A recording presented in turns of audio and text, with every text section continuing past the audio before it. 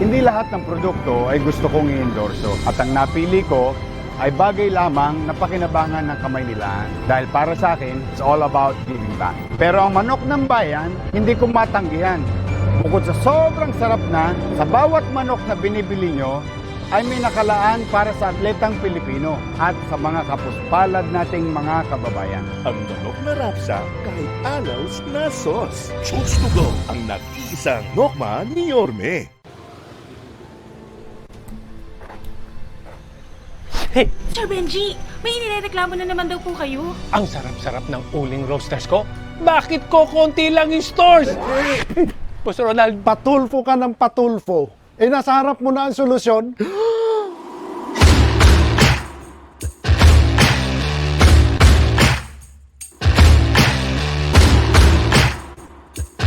Buksan mo manok mo. Masarap ang uling roasters. salamat na marami, sir. Hindi mo na kailangang magpasalamat. Kasi doon man talaga ako sa tama.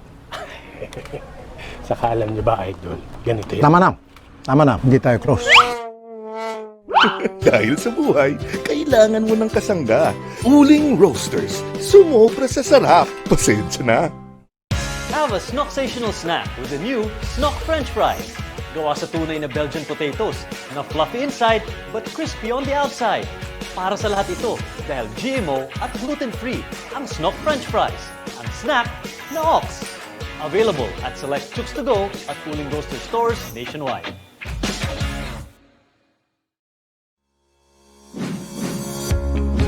Alam nyo ba na ang Chooks to Go ay ang healthiest oven-roasted chicken in the market? You heard that right! Dahil ito ay mula sa Bounty Agroventures Incorporated, ang nag-iisang poultry integrator sa Pilipinas na hindi gumagamit ng anumang antibiotics para palakihin ang manok. Garantisadong bawat manok ay laki sa alaga, hindi sa gamot. Zero antibiotics. Ayon kay Peter Ustenbach ng Delacon, isang leading natural at non-antibiotic growth promoter, pagdating sa no antibiotics technology ay at par ang BAVI sa buong European Union. Mula pa noong 2006 ay ipinagbawal na sa buong European Union ang paggamit ng antibiotics sa mga hayop dahil sa dulot nitong AMR o antimicrobial resistance sa tao na ngayon ay tinuturing na global health problem. Tinatayang 10 milyong tao ang posibleng masawi by 2050 o isang tao kada 3 segundo.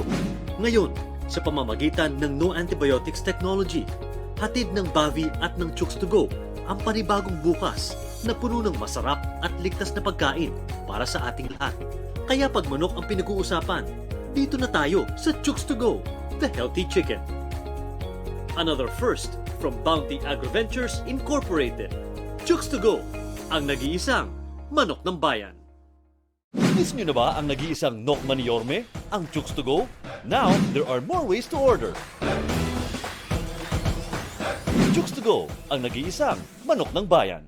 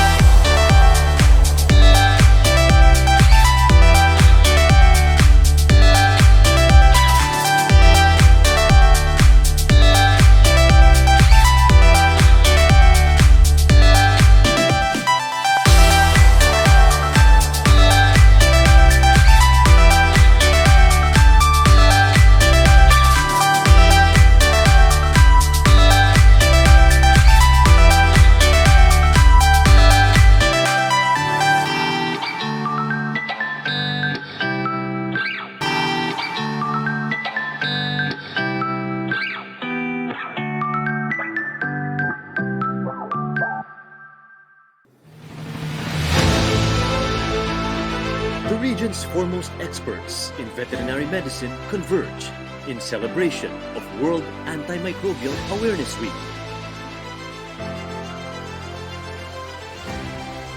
Featuring foremost experts, 4 renowned speakers coming together. The Philippines' leading authority in antibiotic stewardship and Senior Vice President of BAVI, Dr. Erasmus Paderes. The ABAI's Dr. Samuel Joseph M. Castro. Public Health Agency of Canada's Dr. Agnes Agunos. And DOH-FDA's Dr. Chester Joshua V. Saldana. This Wednesday, November 11, 2020, live on the PVMA Facebook page. This is the World Antimicrobial Awareness Week webinar. Presented by the Philippine Veterinary Medical Association, the Federation of Asian Veterinary Associations, Chooks2Go, and Bounty AgroVentures Incorporated, makers of the Philippines' first zero antibiotics chicken.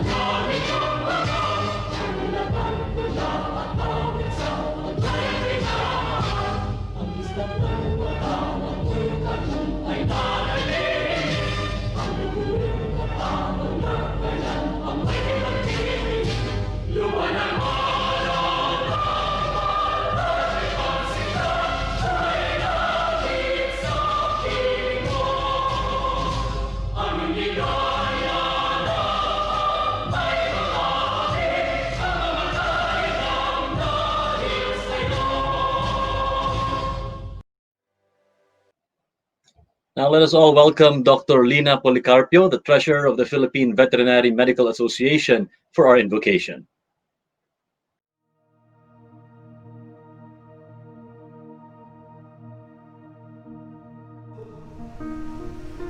Let us put ourselves in the holy presence of the Lord. In the name of the Father, the Son, the Holy Spirit. Amen. Heavenly Father, we thank you for gathering us tonight. Amidst the challenges around us, the impact of the COVID-19 pandemic, the continuing spread of ASF, and the aftermath of the typhoons, we pay homage and gratitude to you, O Lord, that you allow the organizers to successfully stage this webinar. We thank you for our speakers, for their willingness to support this project.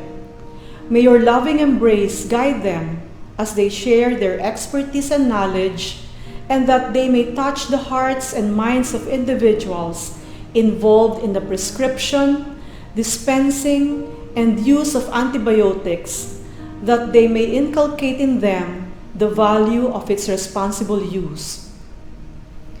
Pour your generous blessings onto Bounty AgroVentures, that they may continue to provide safe and affordable food and employment for the Filipino people. Bless their leaders and their kind hearts, so that they may continue to fulfill their noble advocacies and undertaking. Lord, we lift up to you the Philippine Veterinary Medical Association, that its officers be granted with wisdom and strength, so they may continue to be effective and reliable partners of its stakeholders and uphold its objectives of uplifting the veterinary profession. We humbly pay tribute to you for making us instruments to spread the word about the value of keeping antibiotics working through its responsible use for healthier animals, healthier people, and a healthier planet. All this we pray in the mighty name of Jesus. Amen. In the name of the Father, and of the Son, and of the Holy Spirit. Amen. Maraming salamat po, Dr. Policarpio. And Before anything else, I'd like to introduce myself. My name is Mark Zambrano, and I'll be your host for tonight's World Antimicrobial Awareness Week webinar. This is a new normal for everybody, and I'm sure a lot of us will be learning a lot of things as the night progresses. Now, for the first time in PVMA's webinar series, this episode will be shown not only to viewers in the Philippines, but across Asia, thanks to the recognition of the Federation of Asian Veterinary Associations, or FAVA. Now, to give us a very special message for tonight, let's welcome Dr. Quaza Nizamuddin bin Hassan Nizam, the president of FAVA. Hello everyone. Greetings to all professionals in the veterinary fraternity as well as farmers and industry players in the livestock sector. I am indeed privileged and thank the organizing committee for giving me this opportunity to speak to you in this important event. FAVA, or the Federation of Asian Veterinary Association, is a 25-member association comprising of 21 member countries in the Asia-Oceania region, with 3 associate and 1 affiliate member. The outreach is more than 100,000 veterinarians. FAVA plays an important role in working with national veterinary associations to carry out various programs, projects, and activities to benefit member associations. This is one such project where we at FAVA are collaborating with FAO to carry out 2 activities in conjunction with World Antimicrobial Awareness Week. One is on poultry housing design campaign for small to medium-sized farms, and the other is to conduct webinars in 5 member countries in their local languages. FAVA would like to thank FAO for supporting with the necessary funds to undertake these activities. This year's theme, Antimicrobials Handled with Care, is indeed timely and apt. WHO, OAE, FAO also decided that from now on antimicrobials is not limited to antibiotics but also encompasses antiviral, antifungal, and antiprotozoal. It has been reported that if we fail to take the necessary action, 10 million people are projected to die in 2050 from antimicrobial resistance. It will cause a cumulative loss of $100 trillion to the global economy. The intensification of livestock industry has resulted in the increased use of antimicrobials as growth promoters and for preventive measures. This has resulted in the reporting of antimicrobial residues and resistance. Farm workers can be exposed to resistant bacteria as well as people handling meat or consuming them, or even from the contamination of water. Ladies and gentlemen, as you may have already read, gene conveying colistin resistance was already found. Hence, we need to protect the critically important antimicrobials used for humans to be phased out from use in livestock. More importantly, we need to be more vigilant in using antimicrobials responsibly and prudently. We need to improve biosecurity at farm levels to prevent and minimize the introduction of pathogens into the farms. We need to explore the use of alternative products to replace antimicrobials such as vaccines, prebiotics, probiotics, and enzymes. Ladies and gentlemen, if we can raise the awareness and map out and put in place all the mentioned good practices, then we have a good chance for reducing future AMR issues. It is in our hands to work together with all stakeholders and save us and the planet from the negative consequences of antimicrobial resistance. I urge all members to ponder and take the necessary and appropriate action for the future of the world. Thank you to FAO, FAWA, and the National Veterinary Association for your hard work in organizing this webinar. I wish you all a successful webinar, and together we will try and make a difference. Stay safe and stay healthy. Thank you so much, Dr. Nizam, for those kind words and, of course, for painting a picture of how important what we'll be talking about here tonight in this webinar is to the entire world. And, of course, to FAVA as well for supporting what this webinar is all about. Now, also recognizing tonight's webinar is another respected international institution, the Food and Agricultural Organization of the United Nations, represented by Dr. Katinka de Balo, the Senior Animal Health and Production Officer, and she's also with us tonight for the special message.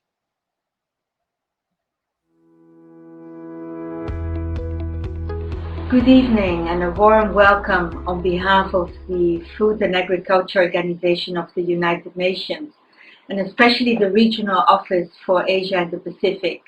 My name is Katinka de Balok, and I'm the Senior Animal Health and Production Officer of FAO. And I'm also the focal point for antimicrobial resistance. And it's a great pleasure to welcome you to this event jointly organized with the Federation of Asian Veterinary Associations, or FAVA. I think this collaboration with FAVA is extremely important, especially if we look into antimicrobial resistance, where you as veterinarians working especially on the forefront are so important to address this growing issue worldwide. World Antimicrobial Awareness Week has been celebrated since 2017, and each year we see that it's reaching a larger numbers of people.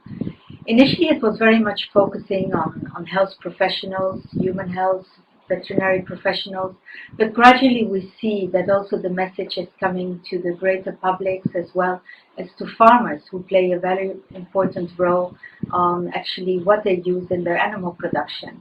And here you as veterinarians, you are at the front in advising farmers and also providing them the knowledge and the skills on how better improve their production and, for example, reduce the risk of diseases. We have seen, for example, with African swine fever, how very basic interventions such as movement control, as well as improved biosecurity at farm level, were able to prevent African swine fever of coming into certain farms. And the same measures we can take to enhance animal health by providing good feeding, good hygienic practices, good animal husbandry.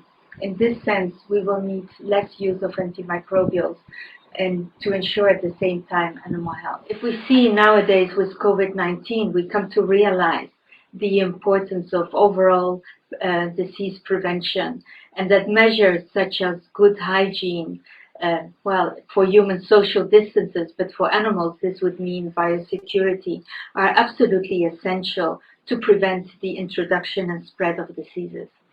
Veterinarians have a very important role to play to ensure animal health, to assure also public health, assure food security, as well as global health and well-being, as well as to ensure that the economies of countries are able to thrive, and in this way to contribute to global health and well-being.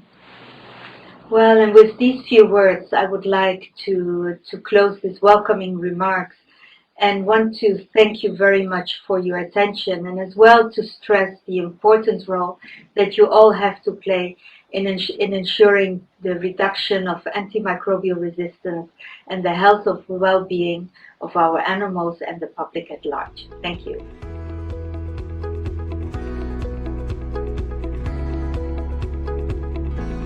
Now it's very clear to all of us how important our veterinarians are and their role in global health all over the world. Of course, as Dr. Balo stated, they have a very unenviable task of making sure that all of us are safe by providing the services that only they can provide. So hats off to all of the veterinarians out there for helping us stay healthy. Now, 2020 has been a year of challenges and adversities, but also of camaraderie and victories.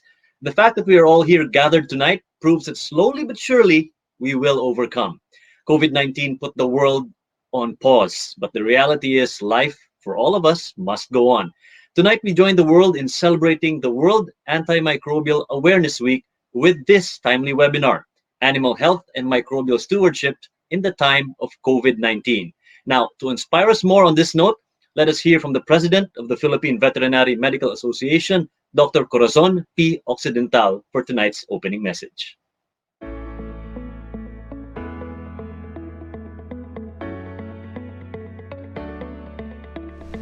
Hello and good evening, everyone. This is your PVMA President, Dr. Cora Occidental, and welcome to the 4th episode of our PVMA webinar series. I would like to welcome our colleagues from all over Luzon, Visayas, and Mindanao, our viewers from both the public and private sectors, and everyone who's with us tonight as we join the world in celebrating World Antimicrobial Awareness Week. I'm happy to tell you the news that tonight's webinar, a joint initiative of the PVMA and Bounty AgroVentures Incorporated, has been recognized by the Federation of Asian Veterinary Associations, or FABA. This episode will be seen not only in the Philippines, but worldwide, in collaboration with the FAO, or the Food and Agriculture Organization.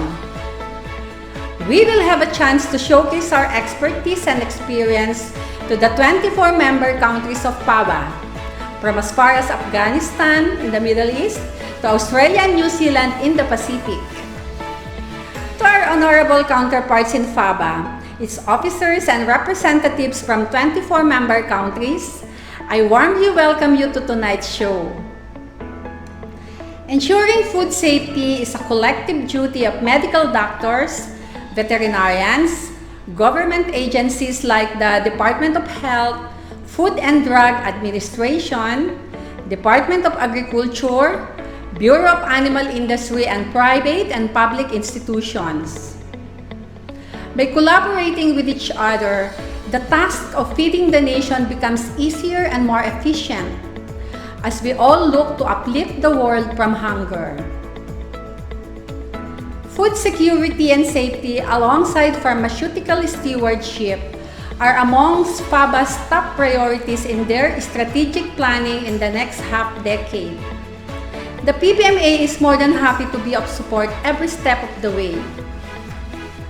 This event wouldn't be possible without the undying support of one of our longest-standing partners, Bounty AgroVentures Incorporated.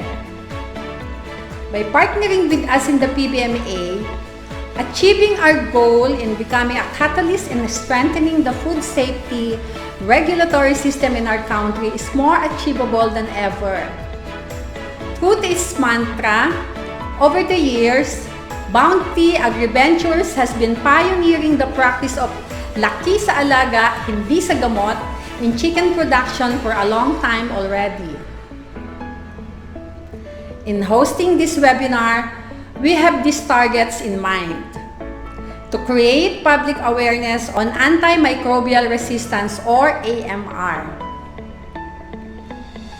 enhance consumer confidence in the food regulatory system, and ultimately in the whole industry, achieve economic growth development by promoting fair practices and sound regulatory foundations for domestic and international trade.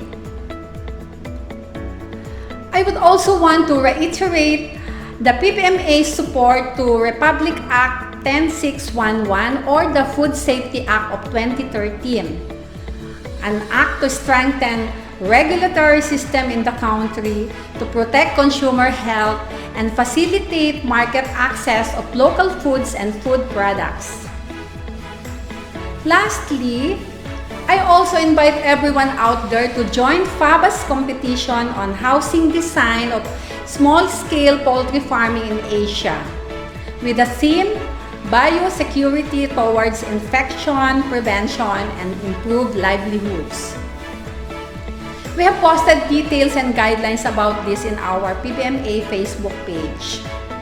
Again, on behalf of your PVMA national officers and board of directors, I warmly welcome you to this webinar. Good evening and enjoy the show.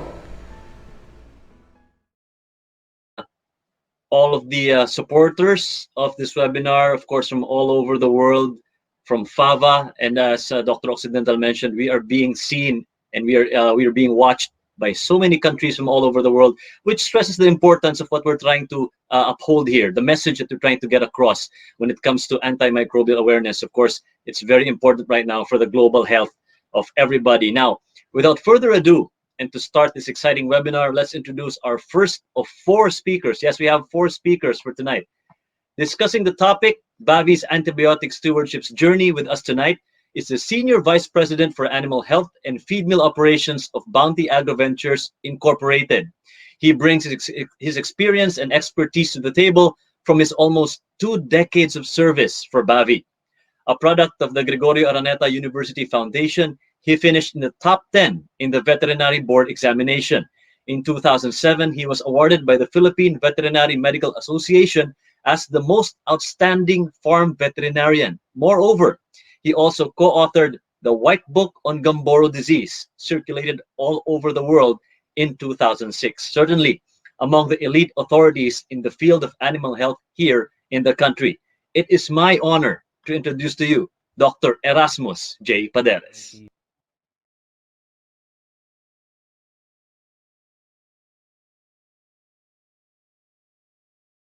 Ladies and gentlemen, good evening. All of us have to be responsible. Sir Alexander Fleming already warned us 75 years ago that it is not difficult to make microbes resistant to penicillin. AMR is a global crisis. O'Neill Review last May 2016 predicted that failure to address the problem of antibiotic resistance could result in 10 million deaths by 2050, and all sectors must work together to address this challenge. Being one of the largest chicken producers in the country, we want to take a leading position by offering our countrymen healthy, safe, and no antibiotic ever chicken meat. Especially that Chooks to Go is the country's #1 rotisserie chain with close to 1,500 stores nationwide. We started our journey to no antibiotic ever chicken production 8 years ago with several farm trials in Laguna and Batangas from 2012 to 2015, with focus on improving the chicken's intestinal integrity, respiratory health, and overall productivity. We have to face and overcome our fears first before we started our mass production in selected areas last 2017.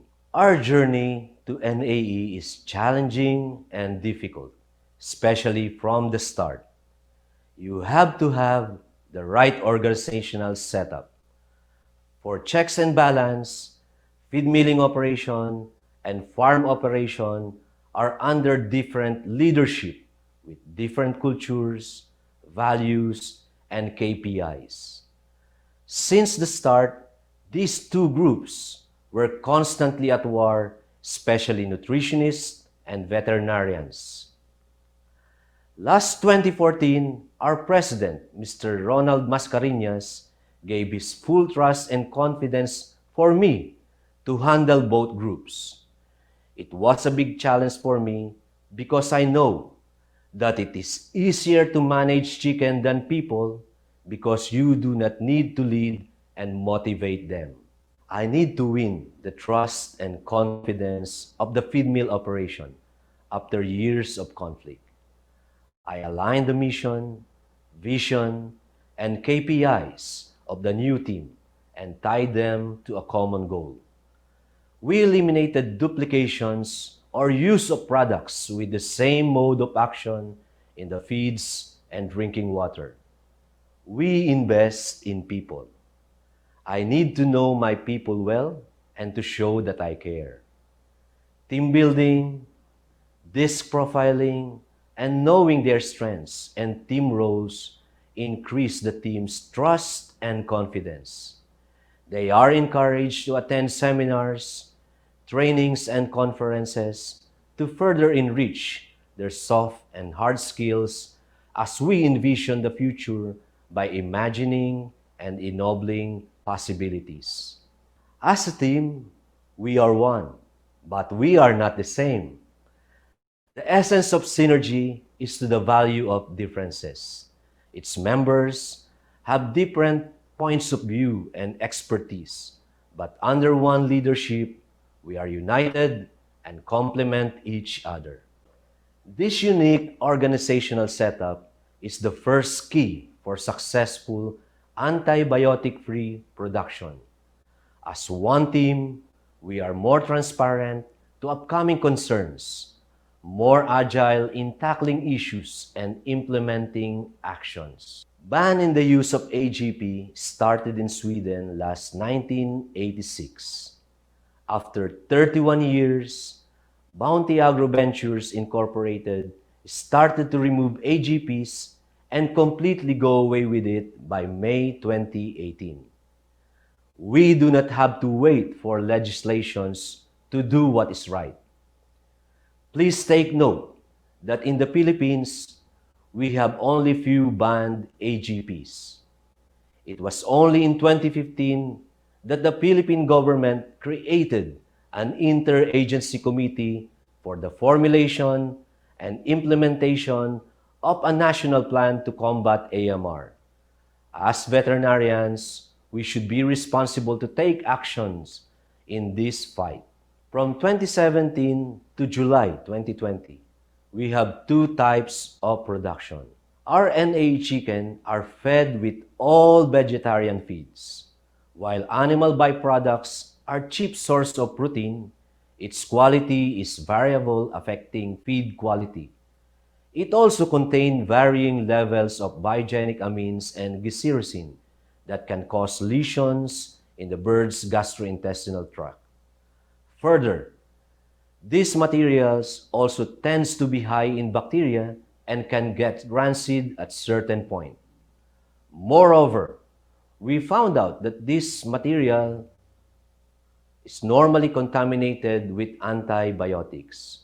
We have one less thing to worry about by removing these animal byproducts.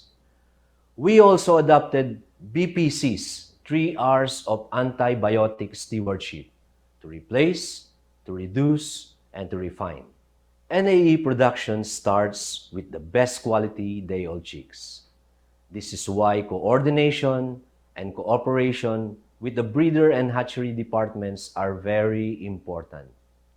We have to offer the best quality feeds. Our nutritionists, feed mill personnel make sure that our finished feeds have met our standard release parameters for healthier, safe, and more efficient broiler production. Feed should have the right particle size to allow good development of the gizzard, which is the pacemaker of the gut. Use of enzymes is an integral part of NAE production. This is one thing that we cannot do without. There are several types of enzymes. You just have to choose the right one. Enzymes will improve the digestibility of the feeds that will reduce substrate available for pathogens. Further, there are enzymes that produces substance like arabinoxylan oligosaccharides that regulates microbiome. Responsible use of antibiotics is a growing need that can no longer be ignored. Good management and animal welfare should always underpin a plan for reduction in antibiotic use. We have management standards, health programs, performance and feeding guide. Compared to UK, our standard stocking density is lower to ensure that the birds can express their normal behavior and optimize their genetic potential. Our veterinarians ensure that our management standards are implemented. Pre-placement visit and biosecurity audit are very important to ensure that the farms are clean and ready to accept day-old chicks and disease risk will be minimal. Brooding audit will ensure that the birds will have a better start. First 7 days accounts for more than 22% of broilers' lifetime and can make or break your flock. Good brooding will often result to good uniformity, and uniform broilers are easier to manage. Controls to ensure compliance to management standards and health programs are incorporated as incentive penalty in our payment scheme for our contract farms. Vaccines, disinfectants, and supplements that are part of the approved health program are free of charge, but farm will be charged for its full cost if they use unauthorized products.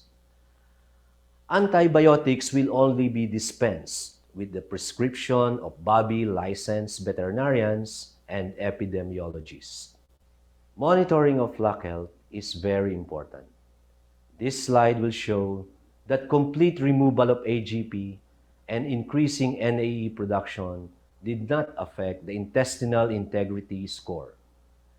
You may notice that there was a dip in I2 score last year, which we attributed to poor quality soybean meal that caused higher PRV lesions. Disease is generally multifactorial.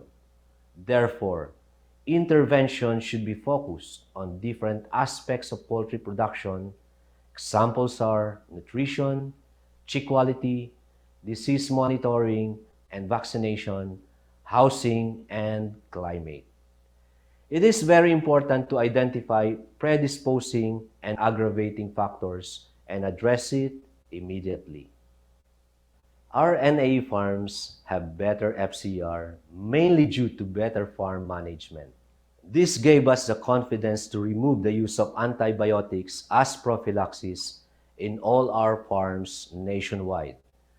Note that we only have 1.38% of our no antibiotic ever farm that were treated with antibiotics last year and only 0.29% September year to date. Based on FAIRR progress report last May 2019, Germany and Switzerland have the strongest regulation. China and the USA have the biggest forecast use of antibiotics. Vietnam and the Philippines have the biggest forecast growth. At Bounty, unprescribed use of medically important antibiotics, use of antibiotics as prophylaxis, and use of AGPs are banned, while the use of critically important antibiotics are restricted. In live operation, there will always be an exception. If a flock was sick due to bacterial disease, we will treat the affected flock immediately. We adopted European Medicines Agency categorization of antibiotics. BAVI had been reducing use of antibiotics, AMU, over the years to combat antimicrobial resistance, AMR. When we started our NAE program last 2017, we were able to cut use of antibiotics by 63% compared to 2016. In 2018, the company's total use of antibiotics was further slashed to 6.4 milligram per kilo. That's even lower than Denmark's average. Total antibiotic usage increased last year when we stopped using critically important antibiotics in our regular medication program and replaced it with Category C antibiotic. But we are proud that we are still on par with the British Poultry Council, Belgium, and Denmark in terms of antimicrobial usage. We are able to reduce usage of CIAs till mycosine, norfloxacin, amoxicillin, and fosfomycin by 95% from 2016. In terms of total antibiotic usage, we are able to reduce it by 65%. Reducing AMU to help address AMR is an incentive for our people, especially the veterinarians, as they assume the role as gatekeeper of food safety, animal health, welfare, and AMR. NAE production last 2019 was 27% of our total production. Our NAE production as of September 2020 year to date was up to 54%. We stopped the prophylactic use of antibiotics last August 1, 2020 in all our farms nationwide. This means that all our broilers are under NAE production system. Our focus on antibiotic stewardship and growing NAE chicken are now the lodestar that will guide our business to greater success. Our openness to new ideas and the spirit of creativity and innovation have always been the hallmark of our business as we continue to blaze new trails in the local industry. BAVI's antibiotic stewardship and NAE chicken production goals are: first, to protect the health and welfare of our birds. Second, to safeguard the efficacy and ensure sustainable use of antibiotics. Third, to improve cost efficiency. Fourth, to produce food consumers' trust. And lastly, we want to influence the industry to join us in the fight against AMR. We put the heart at the center of our mission, vision, values, and leadership brands, and we will be able to create positive impact on our business and most especially our customers, the Filipino people. AMR is a serious threat. At Bounty, we choose to be part of the solution. And for all, now is the time to act. A pleasant good evening to all of you.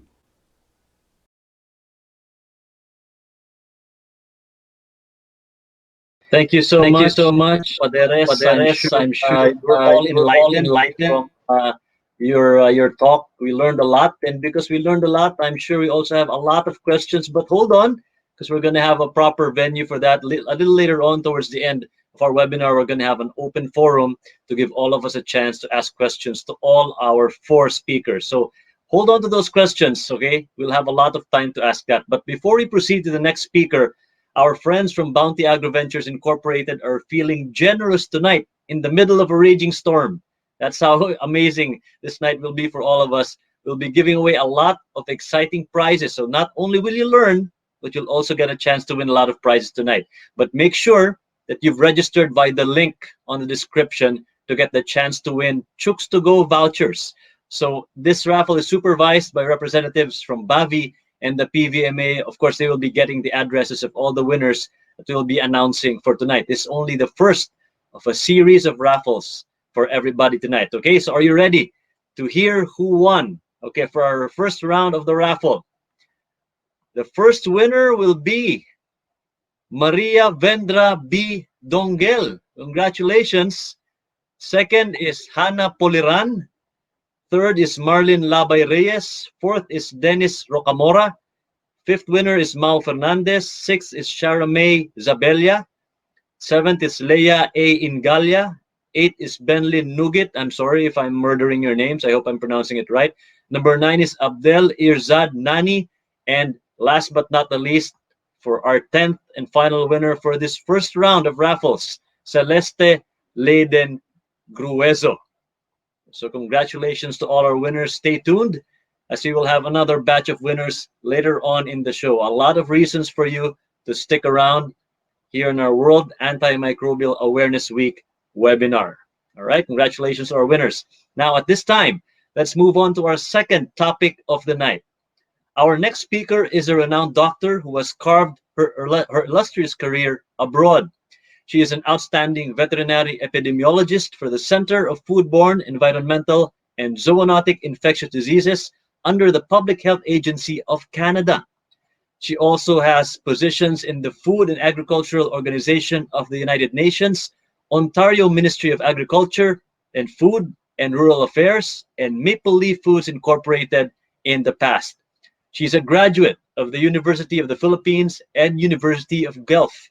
Let us welcome the charming Dr. Agnes Agunos with her topic, My Birds Are Sick. Should I treat this flock?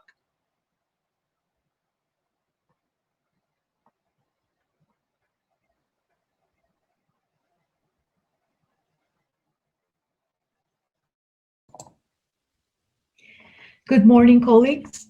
Welcome to my presentation. The title of my talk today is My Birds Are Sick, Should I Treat This Flock? We all know that antimicrobial resistance is a very complex issue, but I will be using practical field situations to explain antimicrobial resistance and hopefully to differentiate it from residues. A little bit of a background. I completed my avian pathology and medicine diploma program, as well as my master's degree from the University of Guelph. And currently I work with the Public Health Agency of Canada as veterinary epidemiologist. Antimicrobial residues is different from antimicrobial resistance. Antimicrobial residue is a type of chemical hazard. This is when antimicrobial drug or a metabolite is present in the meat or the milk of an animal. To test, we are using ELISA and liquid chromatography, mass spectrophotometry. Intervention is the observance of proper withdrawal periods and antimicrobial residue in a level less than the maximum residue limits, or MRL. Antimicrobial resistance, on the other hand, is a type of microbial hazard. This is when a resistant bacteria or a genes are isolated from the meat or the milk of an animal. The test used is bacterial isolation and susceptibility testing. The issue pertains to the dissemination of resistant bacteria and the genes that continue on beyond the residue withdrawal period. The intervention for resistance is antimicrobial stewardship.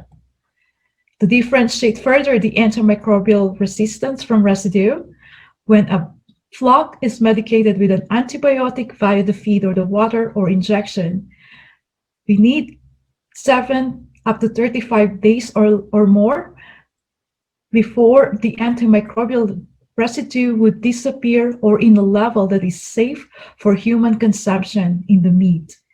Antimicrobial resistance, on the other hand, involves microorganisms. So when these microorganisms are exposed to the antibiotic, that organism can be transferred to other flocks, to the next flock cycles, to other animals, and could enter the food chain as well. Residues could be managed in multiple ways. The drug manufacturer has a role. They provide the label instruction with complete residue withdrawal times, and these are based on evidence or research.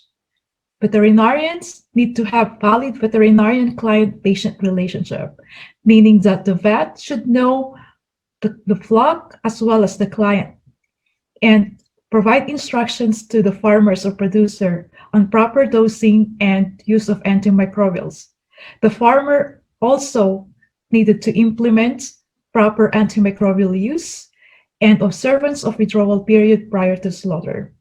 The government and the regulator are responsible for monitoring residues from food products, as well as providing the guidelines for manufacturers associated with the submission of new products or new antibiotics and the importation of these products. Antimicrobial resistance. This happens when a normally susceptible bacterium would grow in the presence of antimicrobial at levels which normally suppress growth or kill the bacterium. These are often known as bacteriostatic or bactericidal properties of a drug.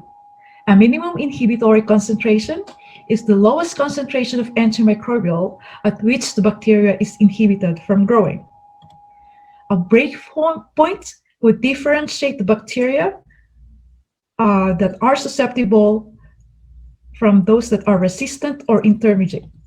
And over time, you need higher concentration of that same drug to suppress the growth or kill the bacterium. There is a simple tool for AMR monitoring other than determination of minimum inhibitory concentration. So this is known as the diffusion test. A simple but could be used for informed AMU decision making by companies or veterinarians. We need to select appropriate panel of antimicrobials used for testing, and there are multiple references. First is the CLSI guidelines, and it provides clinical breakpoints as a reference. The FAO AMR guideline also provides instructions or practical considerations for AMR testing.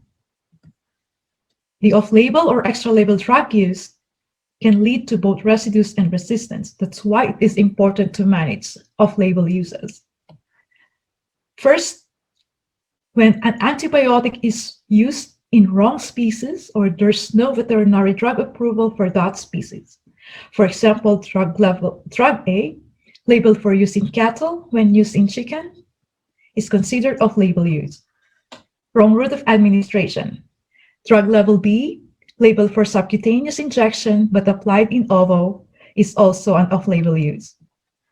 Wrong drug dose or drug frequency. For example, Vet A determined that he needed or she needed 3 packs of amoxicillin to treat a barn of 4,000 birds for 5 days.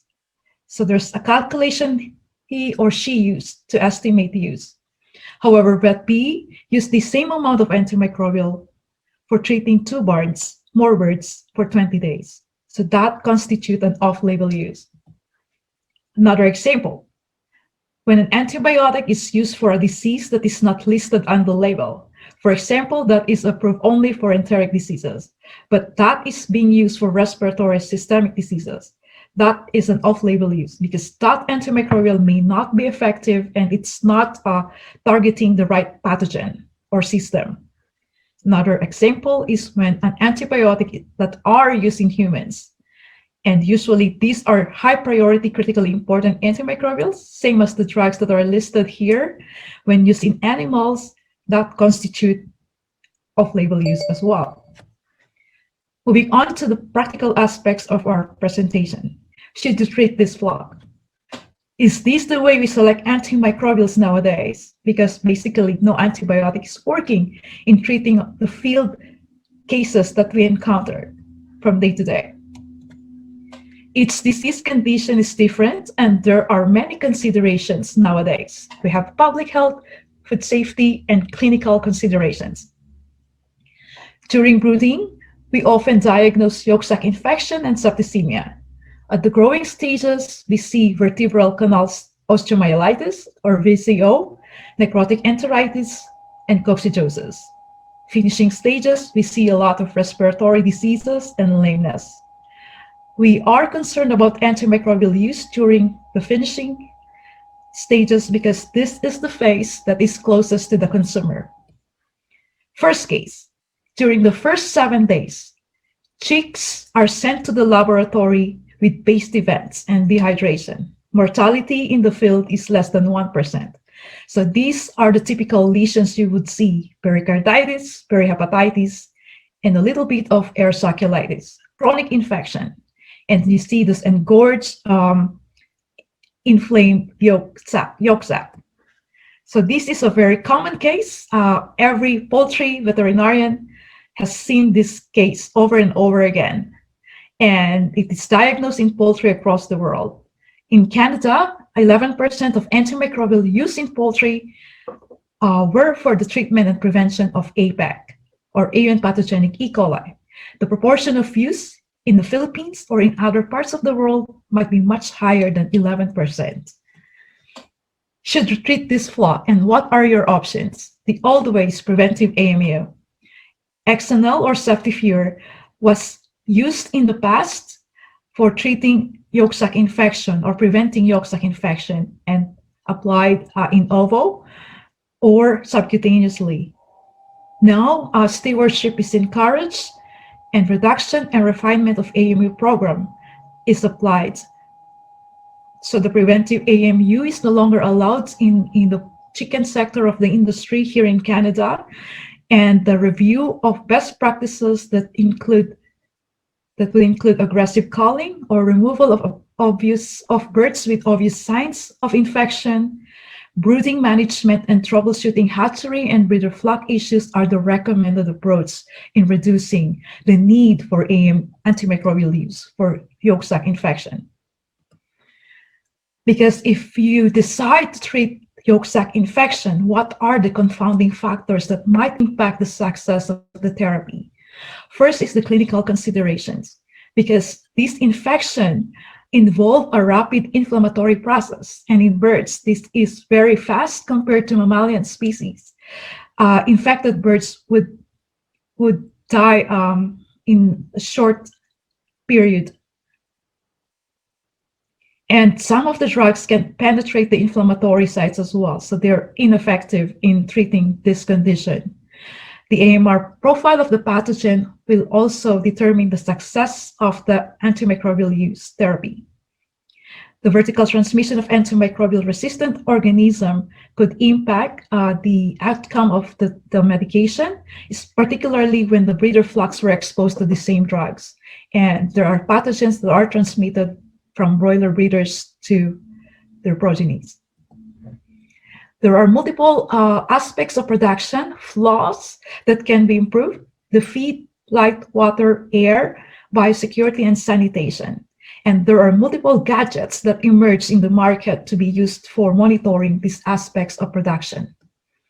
More importantly, brooding needs to be managed, and problematic areas like curtains and heating using a thermal camera or infrared thermometer or infrared camera can be used for monitoring problematic areas during the brooding period to troubleshoot brooding conditions. Biosecurity and sanitation programs are equally important because these are interventions that would reduce pathogen carryover, particularly pathogens that would carry resistance genes.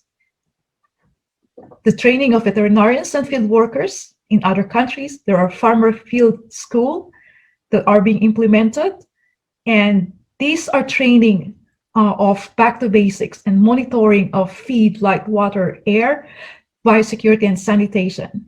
And so these would involve training of staff or practitioners that are directly involved in the rearing of the birds. We also include the hatcheries in troubleshooting chick quality issues by providing feedback so that they could improve management and improve the quality of chicks in the next flock cycles. As much as possible, do not medicate if not needed. The second case, it's very similar, but this looks like a chronic respiratory disease. And there's also an element of immunosuppression, likely due to an early infection. So you would see these diverse type of lesions from mild air saculitis to moderate and severe air sac lesions. And there's caseous exudates and lung consolidation indicative of chronic respiratory infection. Should you treat this flock?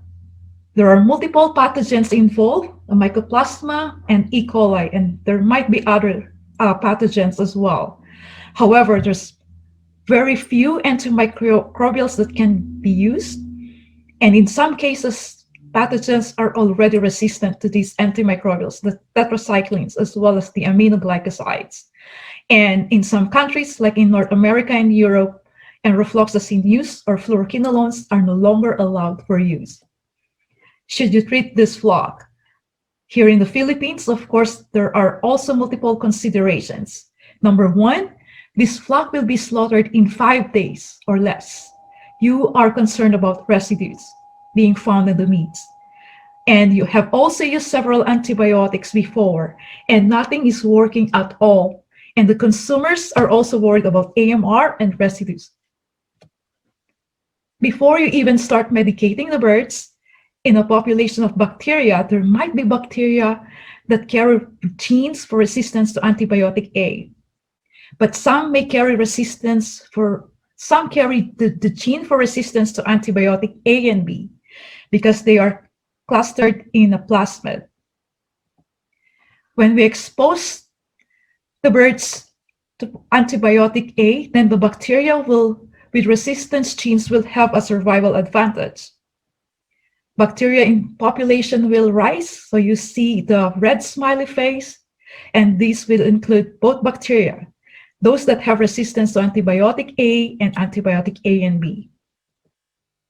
When we remove antibiotic A, and now we're exposing the organisms to antibiotic B, the proportion of the population showing resistance to antibiotic A may not decrease, although the proportion resistant to antibiotic B will increase now.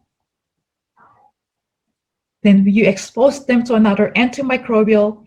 Towards the end of grow, you would see a diverse profile of antimicrobial resistant organism.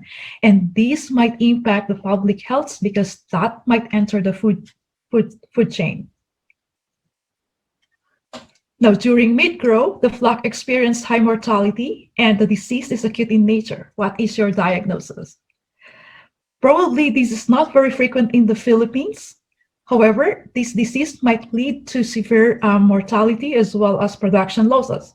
So this particular case, you would see liver congestion and dilation of the small intestines and necrosis of the intestinal mucosa. And later on, you would see chronic lesions and also potential complication with Eimeria or coccidiosis. So this is very frequent in flocks that are raised in organic, antibiotic-free or reduced production system. To manage the disease, growth promotion and prevention are the approach to reduce the prevalence of this infection. So the growth promotion would involve a low dose and long duration of antimicrobial exposure. This is no longer allowed in many countries, and reduction is encouraged. In some cases, treatment may be allowed and rotational use to preserve the efficacy of the different antimicrobials that are still efficacious for use. The challenges: there's no vaccines available, and there is no single efficacious alternative in managing this disease. To review options for management, the diet can be modified and acidifiers or prebiotics known to improve gut health may be used.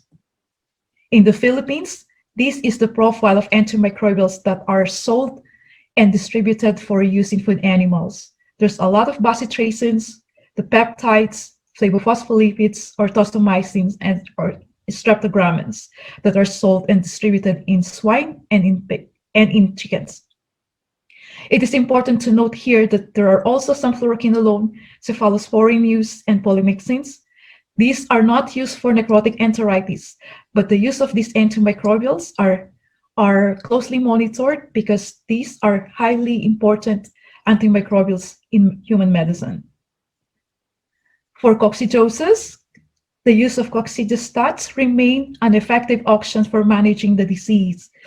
Vaccines can also be used and rotated with routine coccidiosis programs using either a dual or a shuttle control or continuous or straight program. Last case for broiler, the vet is presented with broilers in a hawk sitting position, and at post-mortem, this is what you would see: the dorsal collapse of the vertebral column and spinal cord compression, leading to lameness or resulting to that hawk sitting position. So this condition is known as vertebral canal osteomyelitis, caused by Enterococcus cecorum. To be able to treat the disease, we need to isolate the organism and conduct susceptibility testing because they might not respond to any antibiotic. Now, at the end of grow, should these birds be loaded, knowing that the birds were just medicated with different antimicrobials, and you are not sure if the birds or the meat products coming out of these birds are still contaminated with antimicrobial residues? The last case is in layers. You are presented with birds that have these postmortem lesions: thin shells, oophorytis, folliculitis, and sophingitis, and there's a drop in egg production. So this is probably one of the most frequently occurring disease of layers, and the signs are very similar to APEC or avian pathogenic E. coli. There's also sign of pericarditis, perihepatitis, and hemorrhages in the proventricular mucosa, and there's a lot of ruptured yolk as well. Upon isolation of the organism, this is Calibacterium annatus, and it might be also complicated with E. coli infection. There are multiple antimicrobials that can be used for treating that disease. However, there are considerations because these might end up in eggs and development of AMR. Again, you are faced with the same question: should these eggs be sold or go to the market, knowing that today these birds were exposed to antimicrobials? So if we are concerned about food safety and public health, what do we do with the eggs that were laid today from exposed birds? Public awareness is also increasing the perils of poultry, so we should be concerned about the reputation of the industry, as well as to ensure public trust and maintain social license when we consider medicating the birds. In conclusion, the stewardship of AMU is a multi-pronged approach involving multiple stakeholders. Veterinarians play a role in reducing antimicrobial resistance, and as corporate veterinarians, we are also responsible in ensuring the safety of products arising from our farms or operations. The prudent use of antimicrobials in the poultry sector would involve proper diagnosis of disease, implementing of interventions to refine and replace the antimicrobials that are routinely used, and to reduce and preserve the efficacy of antimicrobials. Surveillance is a tool that would inform further refinements of farm-level practices and measure the impact of interventions. For stewardship, there are multiple things that we could do by keeping records of antimicrobials being used, the training of employees, farm audits or assessment of best practices, valid veterinarian client-patient relationship, taking steps to prevent disease, and using antimicrobials responsibly by limiting off-label or extra-label drug use. Stewardship is a multi-pronged approach. We need to preserve the antimicrobials for animal and human health, ensure consumer confidence, maintaining social license, public trust, and maintenance of trade relationship. Thank you for your attention. If you have any question, please do not hesitate to contact me by email. Thank you so much, Dr. Thank you so much, Dr. Agunos. Wow, we're truly honored to have you here with us tonight to impart your knowledge with us. And we are beaming with pride to know that one of our kababayans is actually making a big difference in the lives of so many people, not only here in the Philippines, but outside, of course. Again, thank you so much, Dr. Agunos, for gracing our event tonight. Now, as promised, our generous friends from Bounty AgriVentures Incorporated have more gifts for all of us tonight. So while our organizers are busy with the raffle backstage and trying to figure out who wins in this second round of the raffle, let me remind all of you once again, to all of us watching us live on the PVMA Facebook page, that only those who registered will have the chance to win gifts from BAVI. Now, to all the winners, a representative from BAVI will call you for instructions on how to claim your prizes. So don't worry, storming or not, bad weather or not, if you win, you will get your prizes from Bounty AgriVentures Incorporated. So are you all ready for our next set of winners for the round 2 of our raffle? Here we go, winning Chooks to Go vouchers. We have 10 winners. And the winners are Fernando Cardona, Melicin Jane Alcarde, John Carlo Varca, Wayne Laurio, Janine Erica Yu, Uya Tungbaban, Hazel Achuela, Irish Marie Alvaran, Paulo de la Cruz, and last but not the least, Arnold Tandok de la Cruz. Congratulations, ladies and gentlemen. You have just won Chooks to Go vouchers from Bounty AgriVentures Incorporated. And thank you for your continued support, BAVI, for the veterinary profession. So we already have 20 winners. Wow, how lucky can you get? In the middle of a raging storm, you get to learn so much, and you still get to win a lot of prizes as well. So here we go. We now proceed to our third topic for the night. Let me introduce to you our next speaker.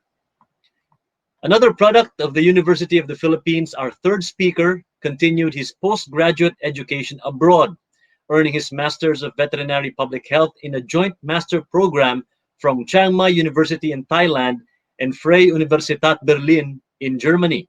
He holds a vast experience in government service, holding positions in Food and Agriculture Organization of the United Nations and Bureau of Animal Industry under the Department of Agriculture. He is currently Veterinarian 4 at the Animal Health and Welfare Division of the Bureau of Animal Industry and is also the Bureau's focal person for antimicrobial resistance, or AMR. Let us all welcome our third speaker of the night, Dr. Samuel Joseph Castro, to discuss with us the topic, updates on the antimicrobial resistance program in the animal health sector, initiatives, challenges, and ways forward.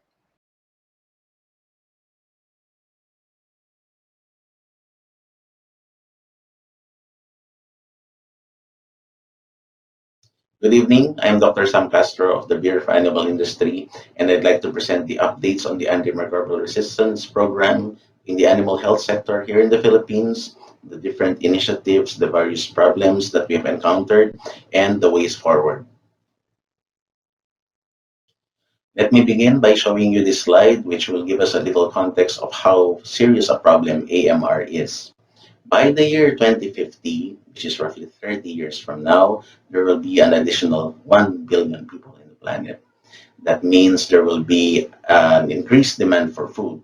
There will be an increase in the demand for animal protein, particularly, which will increase by more than 50%. And these developments will focus on the developing countries.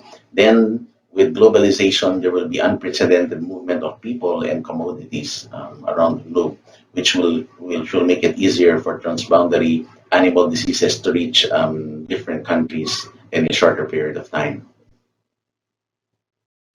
This slide shows a study done in the United Kingdom in 2014, which shows the deaths attributable to AMR every year compared to other major causes of deaths. So road traffic accidents cause 1.2 million deaths every year. Diabetes causes 1.5 million deaths. Cancer causes 8.2 million deaths. So where is AMR in this?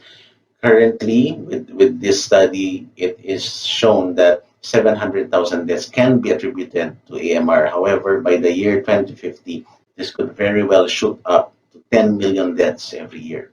That is if governments around the world will do nothing to combat this threat. The Philippines is one of the first countries to come up with a national action plan to combat AMR. It's called the Philippine Action Plan to Combat Antimicrobial Resistance with a One Health approach. This was officially launched in November 24, 2015 during the first ever Philippine AMR Summit in celebration of the 2015 World Antibiotics Awareness Week.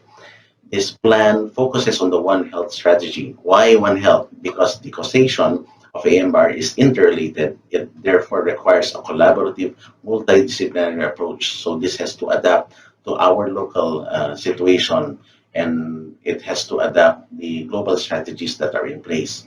So this is to ensure optimal health for humans, animals, as well as the environment. These are the different milestones on AMR policy and implementation in the Philippines. In 2014, the Interagency Committee on AMR was created. This is co-chaired by the Department of Health and the Department of Agriculture and composed of different relevant government agencies. In 2015 was the first celebration of the World Antibiotics Awareness Week, and in that same year, the tripartite coalition of the WHO, OIE, and FAO developed a One Health approach to combat AMR. The gravity of AMR as a global issue was emphasized during the UN General Assembly adopting a political declaration aimed to combat AMR One Health approach. And in 2017, the AMR campaign in the animal health sector in the Philippines got a very much needed boost through the implementation of the FAO BAI AMR project in the Philippines. And in 2018, various accomplishments and activities were conducted, including the establishment of an antimicrobial resistance surveillance program for animal health and the launching of an information, education, and communication campaign with the slogan, I am responsible. In 2018, there was as well a review of the first plan, the first National Action Plan to combat AMR. And in 2019, there was the launching of the next phase, or the Philippine National Action Plan to combat AMR 2019 to 2023.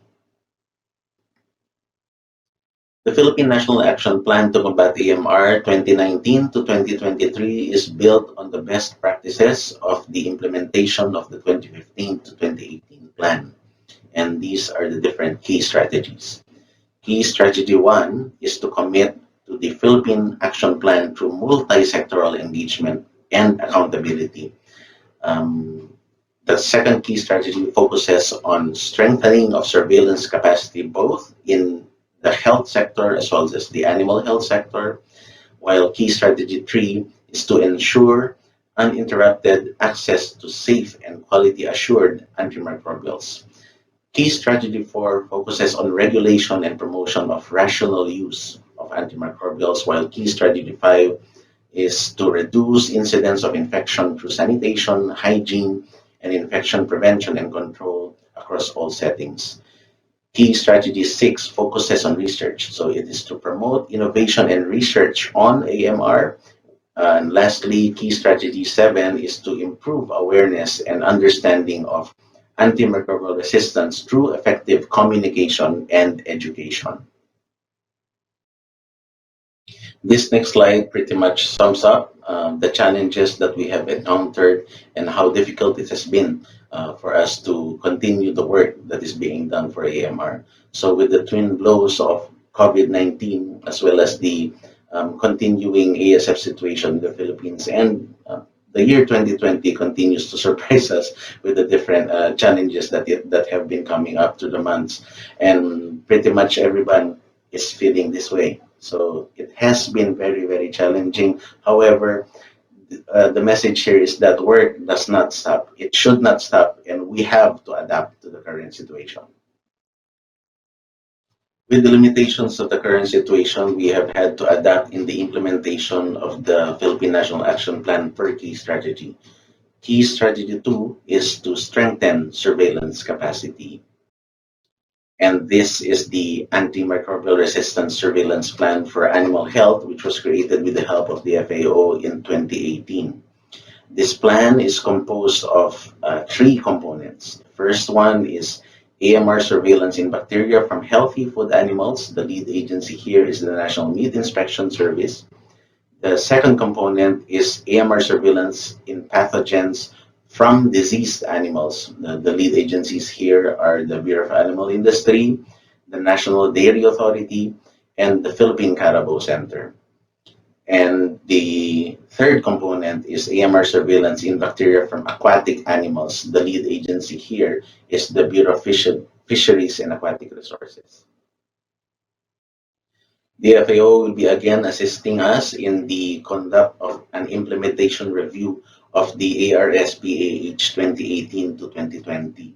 So we will come together with the different DA food safety regulatory agencies, the relevant collegial bodies, academic institutions, and private sector and industry stakeholders involved in the development of the first plan in order for us to come up with the next phase of surveillance of AMR in the Philippines for the animal health sector.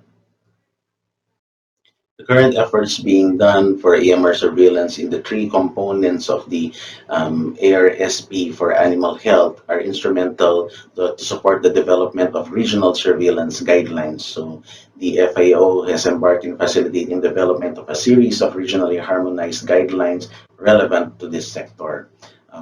So far, they have released the guideline number 1, which is AMR surveillance in foodborne bacteria from healthy animals intended for food consumption.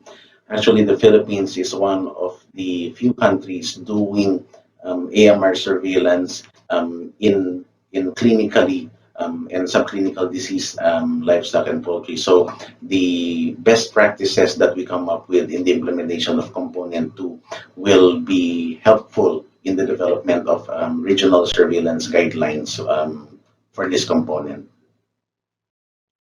Key strategy 4 focuses on regulation and promotion of the rational use of antimicrobials. So the year 2019 saw a flurry of activities for the Philippines here. So last year there was a desk review on existing regulatory framework by an FAO legal consultant.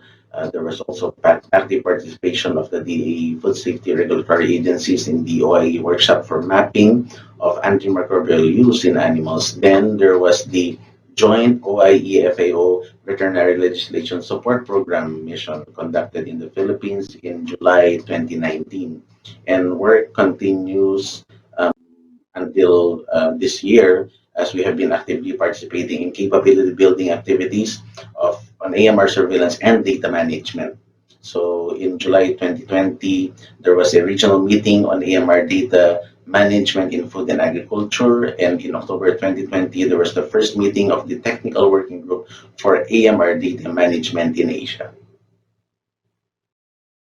Key strategy 6 is about research. So it's to promote innovation and research on AMR, and we have been able to conduct some activities pertaining to this.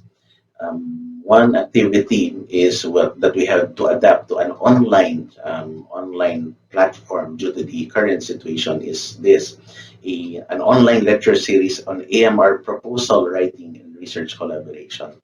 So the participants here were from different academic institutions, our DAFSRAs, and this ran from June 2020 until July, and there were different sessions. This was a 4-part webinar series wherein there was presentation of the updates on the AMR program, the various efforts on surveillance, research and proposal writing done by the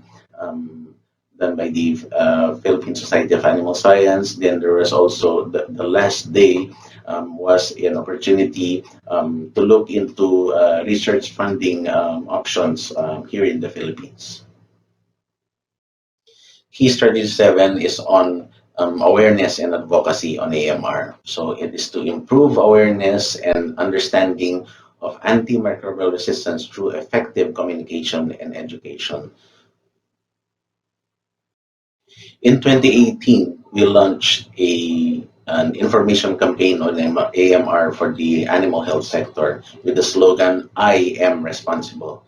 This involved the development of key communication messages on prudent use of antimicrobials, as well as the promotion of good animal husbandry practices, with messages catered towards targeted to various stakeholders. These include technical persons such as veterinarians and practitioners, backyard and commercial farms, drug companies, local government units and government implementers, and of course the consumers.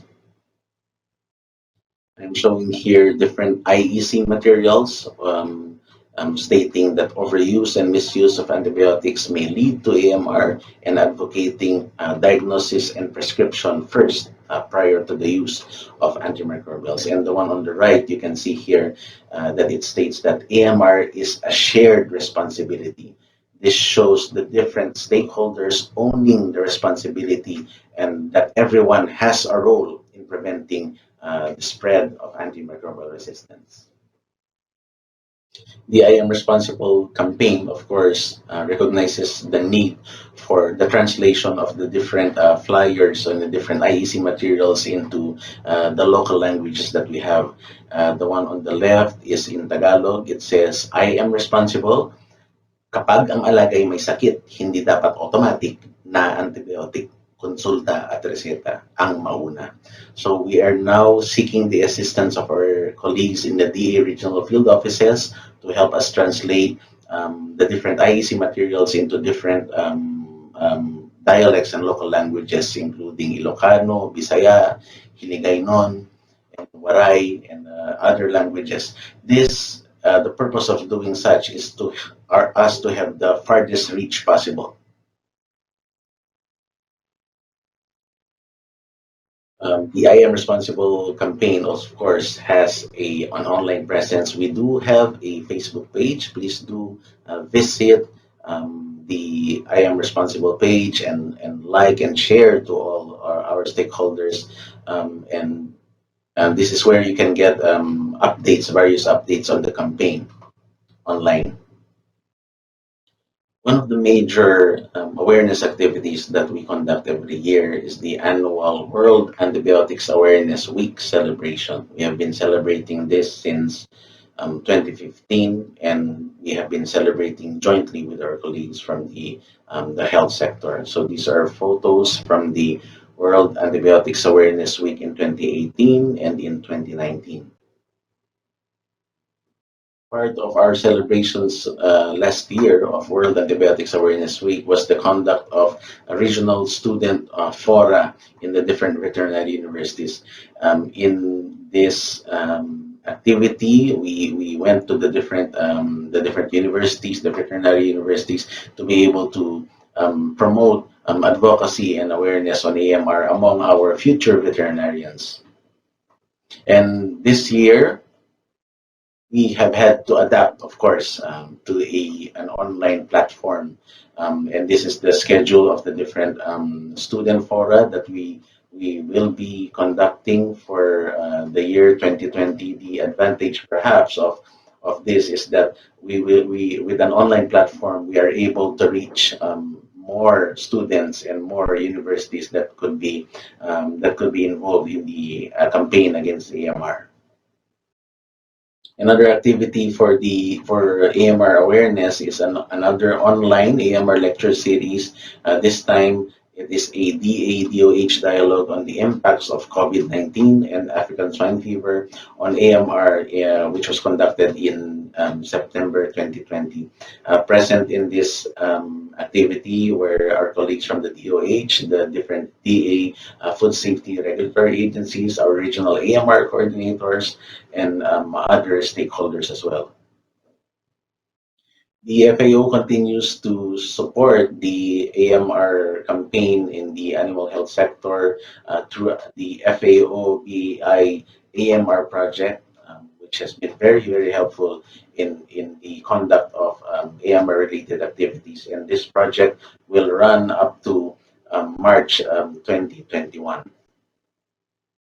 Activities in the AMR program are very much aligned with the DA Food Safety Strategic Plan and the BAI Food Safety Program, particularly our collaboration with the Good Animal Husbandry Practices Program of the Bureau of Animal Industry, wherein during the GAHAP roadshows we have the presentation of AMR and the AMR program and fruitful discussions on the areas of collaboration and convergence.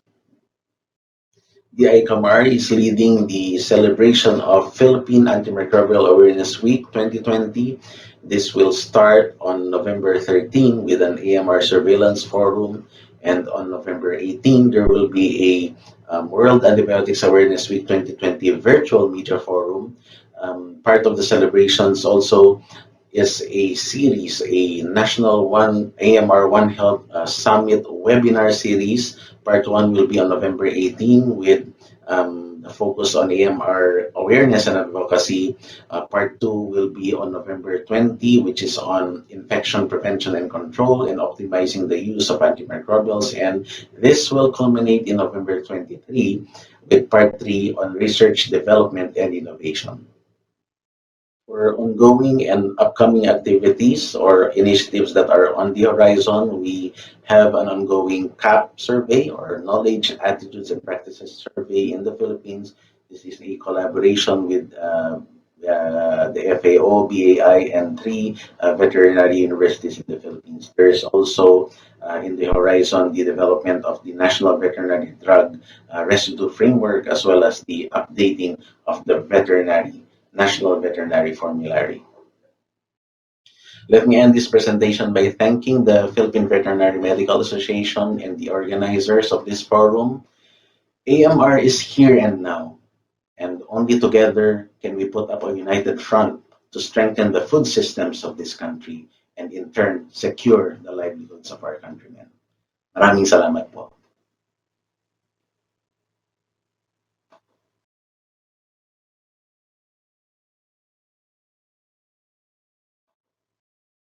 Thank you so much, Dr. Castro. Wow, that really hit home hard. It's when you mention something that's happening here in the country, that kind of opens your eyes to the reality and how AMR is affecting everybody or could affect everybody here. But thank you for people like you, Dr. Castro, for your valuable service to the country. Of course, maraming salamat po. And now, before I go on, of course, as I mentioned, everybody watching us live on the PVMA Facebook page, we are being seen all around the world, not only here in the Philippines. So we'd like to say hello to some of the people watching us live right now from in the Philippines, and of course outside. We'd like to say hello to Yang Torres watching us from Bicol, Even though, nako, Bicol, it's really bad out there right now with the typhoon. I hope, Yang Torres, I hope you're okay there, ma'am. We have Heru Setjanto from Bogor, Indonesia. Hello, thank you for watching us live. Andy Wijanarko from Bekasi, Indonesia is watching us tonight. And of course, the president of FAVA, Dr. Kwasa Nizamuddin, is also watching us live from Malaysia. Hello to everybody, and I hope you're learning as much as I am from all our speakers for tonight. Thank you very much for watching our webinar. Okay, now for our fourth and last speaker discussing with us the topic antimicrobial resistance in the COVID-19 pandemic, it is my honor to introduce him to you. Please welcome Dr. Saldana.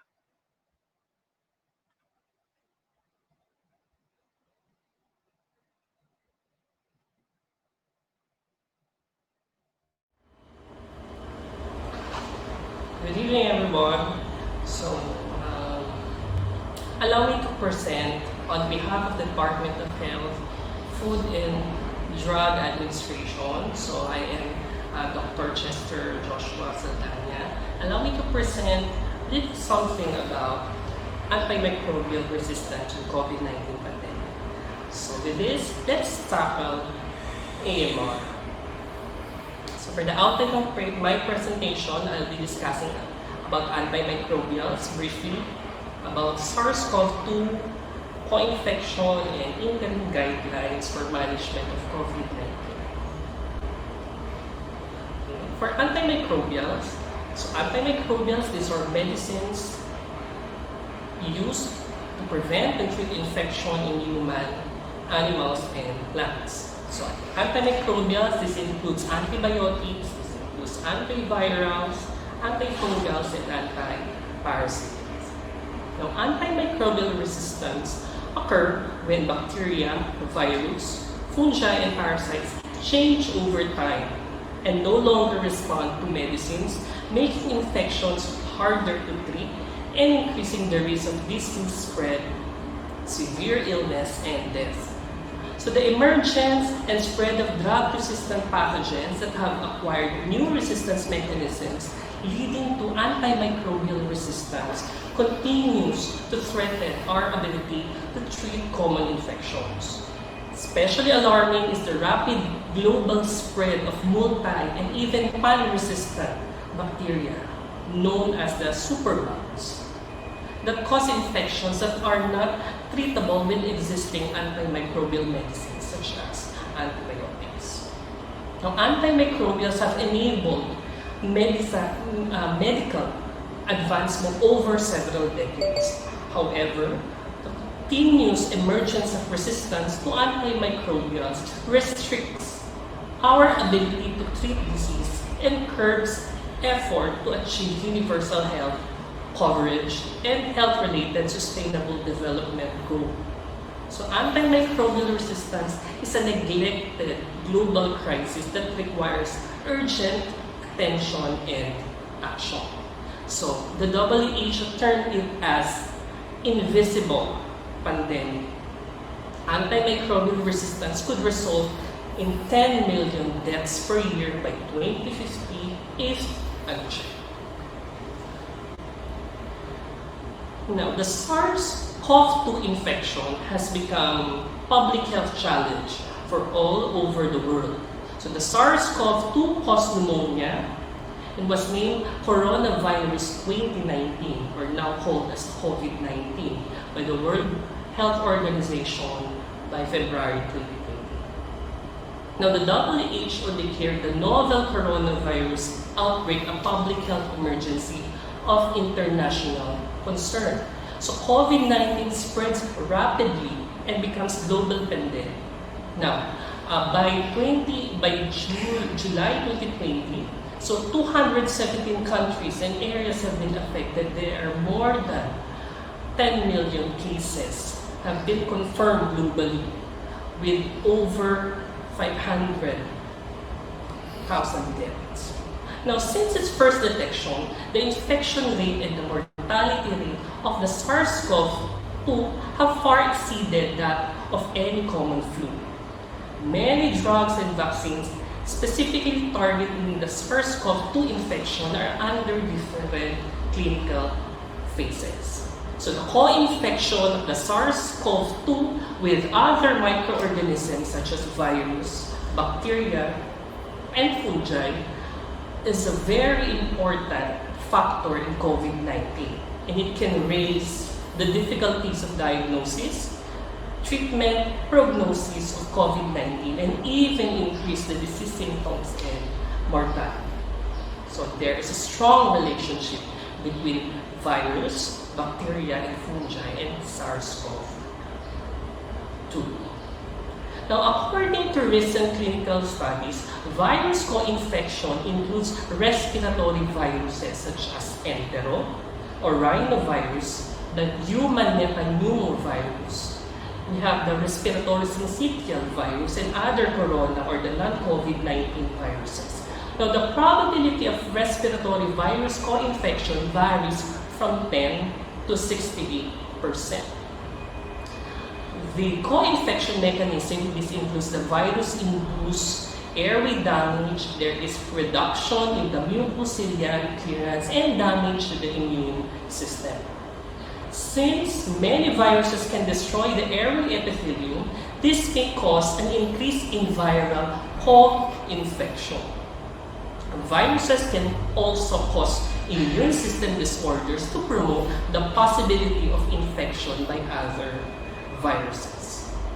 Now, among the viral co-infected population, the number of middle-aged and elderly people is relatively large, which may be related to either to their immunity and systemic disease status.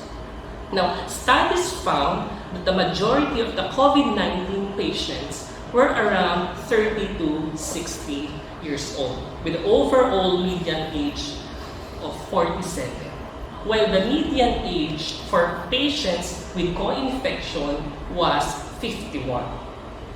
However, it is worth to notice that patients with SARS-CoV-2 co-infected with other viruses are not just elders, okay, or people with systemic diseases. Healthy children, youth, and middle-aged people are also at risk of co-infection. Now, co-infection can also change the intestinal homeostasis. Thus, that triggers the infection and it stimulates immune cells to produce more severe inflammation. One study recently discovered that the intestinal diversity of patients with COVID-19 is significantly reduced.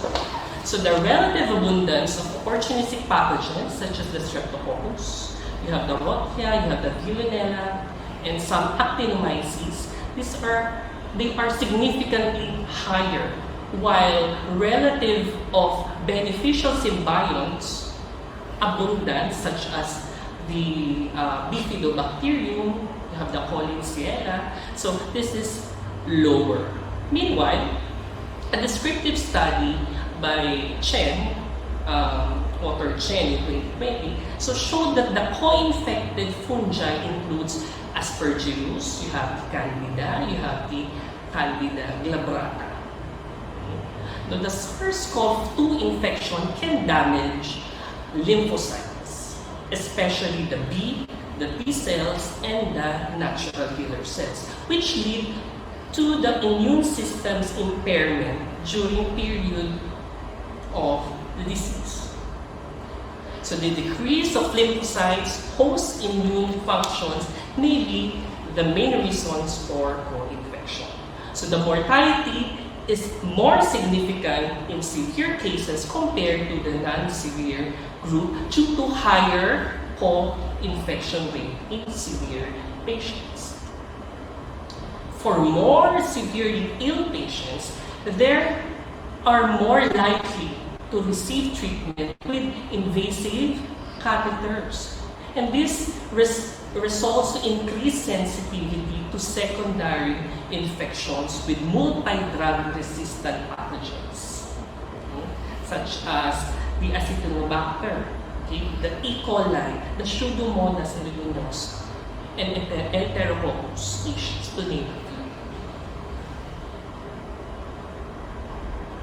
few. Now, the SARS-CoV-2 enters the target cell via the angiotensin converting enzyme 2 receptor, which is highly expressed in the alveolar epithelial cells, but also on heart and kidney and intestinal cells. So a constellation of innate immune cells, such as the neutrophils, the monocytes, and adaptive immune cells, such as the CD4, or the T cells, the CD8.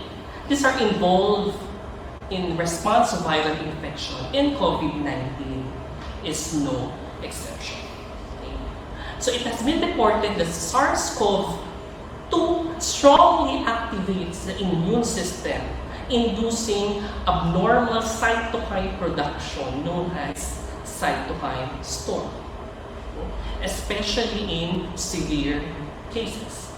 Indeed, subjects with severe COVID-19 exhibited increased plasma levels of pro-inflammatory cytokines and chemokines, and reduction in the T cell number in the peripheral blood, potentially as a consequence of lymphocyte accumulation at the site of infection. Such elevated immune response can kill infected cells, but can also contribute to the aggravation of disease and to lung injury. It is worth noticing that in severe COVID-19 patients, beside respiratory symptoms, thrombosis and pulmonary embolism have been observed.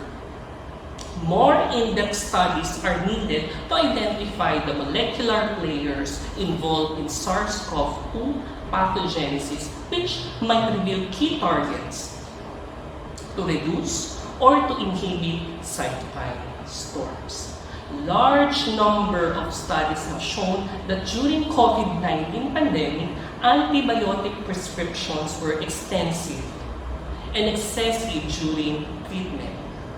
And 90% of the patients are being prescribed with empirical antibiotics. Now, here are some points regarding the COVID-19 infection in the world. So the COVID-19 hospitalized patient at ICU share underlying disease associated and risk factors to bacterial and fungal infection, and treatments such as corticosteroid therapy, chronic respiratory diseases, intubation, mechanical ventilation, and immunoinflammatory response such as the cytokine storm. Okay. Next, infections were found in 50% of the COVID-19 mortalities. Therefore, bacteria and/or fungal secondary infections or co-infections are probable factors that affect the mortality of critically ill patients with COVID-19. Third, in hospital care,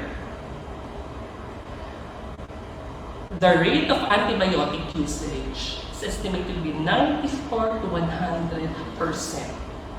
Was much higher than the reported incidence of secondary infection, which is around 10 to 15%. Now, during COVID-19 pandemic, hospitals are overcrowded with some medical centers reporting 50% of patients than normal. Okay? So the increase in the number of invasive procedures associated with the use of antibiotics, steroids, okay, yung mga steroids, anti-inflammatory, and other immunomodulatory drugs, and the overcrowding, okay, in healthcare settings may lead to an increase in healthcare-associated infections.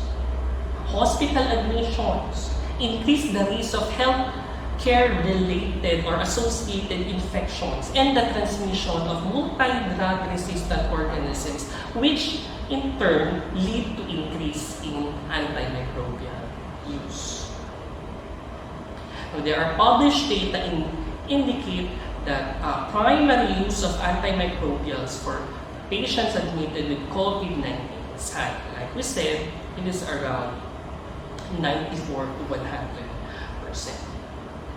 Many individuals presented with mild disease without pneumonia or moderate disease with pneumonia receive antibiotics. WHO reported the use of azithromycin. This is concurrently being used with hydroxychloroquine, although it's not yet recommended outside COVID-19 clinical trials. Another potential threat is the wide use of biocidal agents for environmental and personal disinfection, including non-healthcare settings. Low-level exposure to biocidal agents can select for drug-resistant strain and enhance the risk of cross-resistance of antibiotics, particularly those that treat gram-negative bacteria. Of course, disruption to vaccination services can increase the risk of infection, potentially leading to overuse of antibiotics. Now, the WHO interim guidance. So, the WHO interim guidance on clinical management of COVID-19 incorporates antibiotic stewardship principle with specific recommendations. Okay? The use of empiric antibiotic treatment for patients suspected or confirmed with COVID-19 based on clinical judgment, considering the patient host factors and local epidemiology, along with daily assessment for de-escalation is recommended. So the guidance further states that empiric antibiotic bacterial pneumonia treatment can be considered in older people residing in long-term care facilities and in children younger than 5 years old with moderate COVID-19. Of these are non-hospitalized patients, antibiotics within WHO aware. So aware, that means access, watch, reserve. Classification of antibiotics categorized as access. Okay? Such as the coamoxiclav or coamoxicillin should be preferably be administered. Okay? Now in Southeast Asia, the AMS programs have been hampered by periodic lack to access of antimicrobials and suboptimal infection prevention and control measures. However, despite significant challenges in implementation and maintenance of robust AMS programs, some progress have been made towards improving the AMS, okay? Including formation of provincial and hospital AMS committees and AMR surveillance and reporting. Okay? So the antimicrobial stewardship, this is a coordinated approach to ensure appropriate antimicrobial use to improve the patient outcome, limit the emergence of resistant pathogen, and safeguard antimicrobials for the future. The antimicrobial stewardship activities should be integrated into the pandemic response across broader health system through 5 measures. Now, to maximize the clinical success of the stewardship, so there are certain questions, okay? Key questions. will the infection respond to antibiotic? Second, is the patient on the right antibiotic at the correct dose with the correct route of administration? Third, can a more targeted antibiotic be used? And fourth, how long should the patient receive antibiotic? Okay. So, here in the Philippines, we also have that. Okay, we have the National Antimicrobial Stewardship or the AMS program. Okay? So this is an integral component of the Philippine Action Plan to combat antimicrobial resistance. Okay? It gives structure, it gives direction to healthcare facilities to adopt a proactive, multidisciplinary approach to promote the rational use of antimicrobials. Okay. In the Philippines, the Antimicrobial Resistance Surveillance Program found very alarming rates of resistance among various pathogens. Okay. E. coli, Klebsiella, okay. extended spectrum beta-lactamase enzyme, okay, has been found, which renders these microorganisms resistant to many antibiotics. Okay? We have data here in DOH that up to 15% of the Klebsiella species, 4% of E. coli are resistant to carbapenems. Okay? These are the last resort of antimicrobials for treating such organisms. Multi-drug resistant Pseudomonas aeruginosa, okay, Acinetobacter species make up 22 to 66% of these common hospital pathogens. Streptococcus pneumoniae, okay, the usual causative agent for acute respiratory infections, showed increasing resistance to penicillin, okay, from 0% in 2010 to 5% or even 10% at present. So, the antimicrobial stewardship activity should be integrated into pandemic response across broader health systems.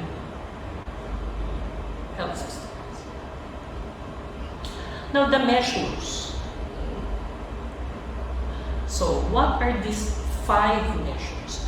Number 1, first, we should increase the clinical competence among healthcare workers treating COVID-19 patients through targeted training.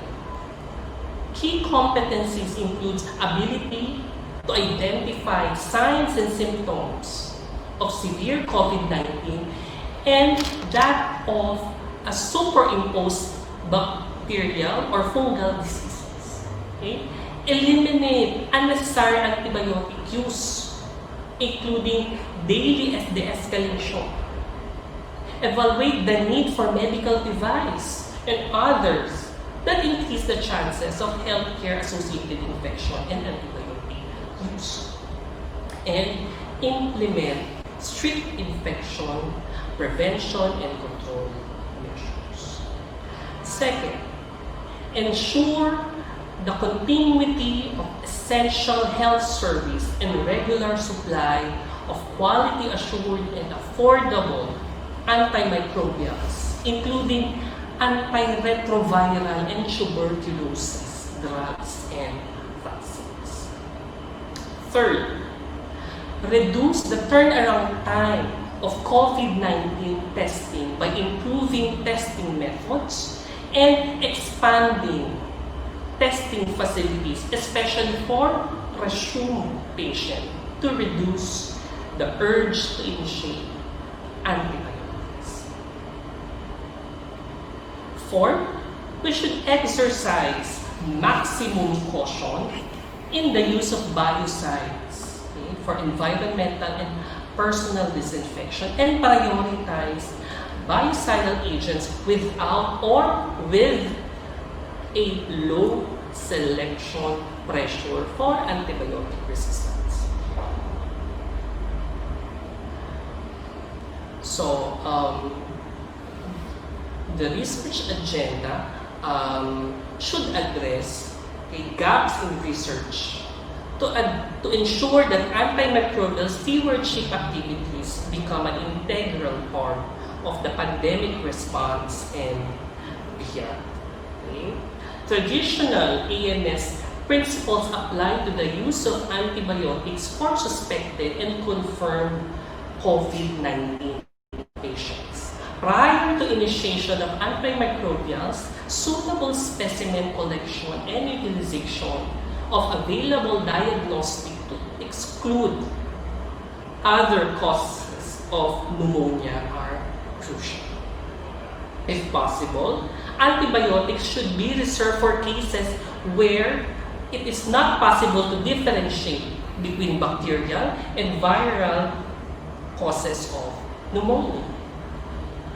Antimicrobial therapy must be reviewed 48 to 72 hours after initiation. Once microbiological test results are available, treatment duration must be short and switch from IV to oral therapy should occur where possible. Take-home message, so global efforts, political commitment, and the national level and collaboration across the innovation ecosystem are essential to tackle major public health challenges.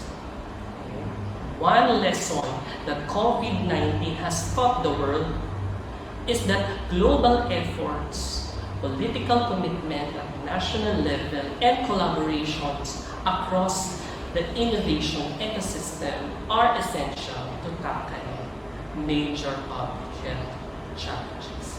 The world needs such level of dedication to reverse the trajectory of AMR by ensuring that research continues to develop antimicrobial drug pipeline, sustainable investment in health system, and strengthening of antimicrobial stewardship.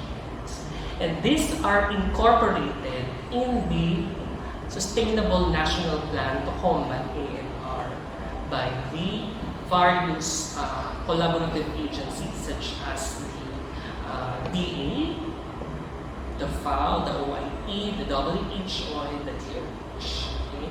We have formed an interagency committee on AMR. So, the FDA endeavors for AMR in animals or in humans also. So, that includes pre-market assessment, post-market surveillance, strict enforcement of regulations.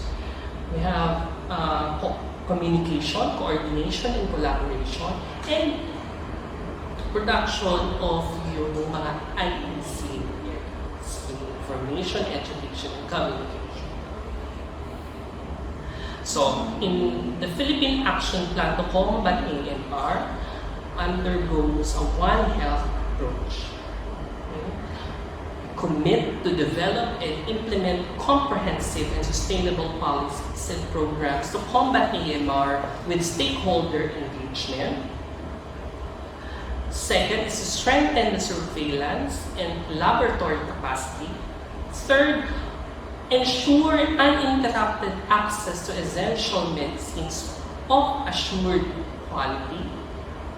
Fourth, regulate and promote the rational use of medicines, including animal husbandry, and ensure proper patient care.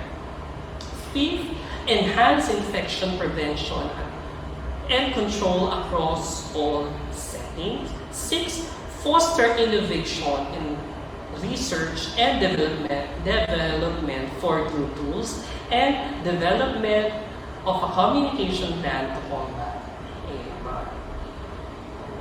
So we have published some of these adhesive materials on various social media platforms. Like this one, paano may iwasan ang pagkalat ng AMR sa panahon ng pandemya? So we have the do's and don'ts here. So the stewards for the future is stop overuse and misuse of antimicrobials. Now, we have Philippine Antimicrobial Awareness Week 2020 celebration that is from November 13 to November 23. Okay, we have everyday programs for the celebration. So listed here are the programs every day and the link for the registration. The registration is free, so don't worry. And with that, I end my presentation. Thank you very much for listening. Thank you. Thank you so much, Dr. Saldana, for that very informative and valuable talk. Again, it hits close to home. The correlation between all the things that you talked about is very important for us to take note. And again, of course, thank you for your service for the country. Dr. Saldana, of course, is a part of the DOH Food and Drug Administration. Now, before we continue, I'd like to greet some more people watching us live on the PVMA Facebook page right now. Greetings for Dr. Munawaro from the Indonesian Veterinary Medical Association. Sir, thank you for watching us live. We also have Soso Wei from the Department of Veterinary Public Health, UVS in Myanmar. Thank you so much for watching us live on the PVMA Facebook page. I hope you're all enjoying so far and picking as many things as you can from our speakers. So now, as I told you before, we'll give you a chance to ask the questions that you've been aching to ask all our four speakers as we open the open forum right now for all of them. So let's see, what are the questions that have been fielded? Okay, let's start with this one.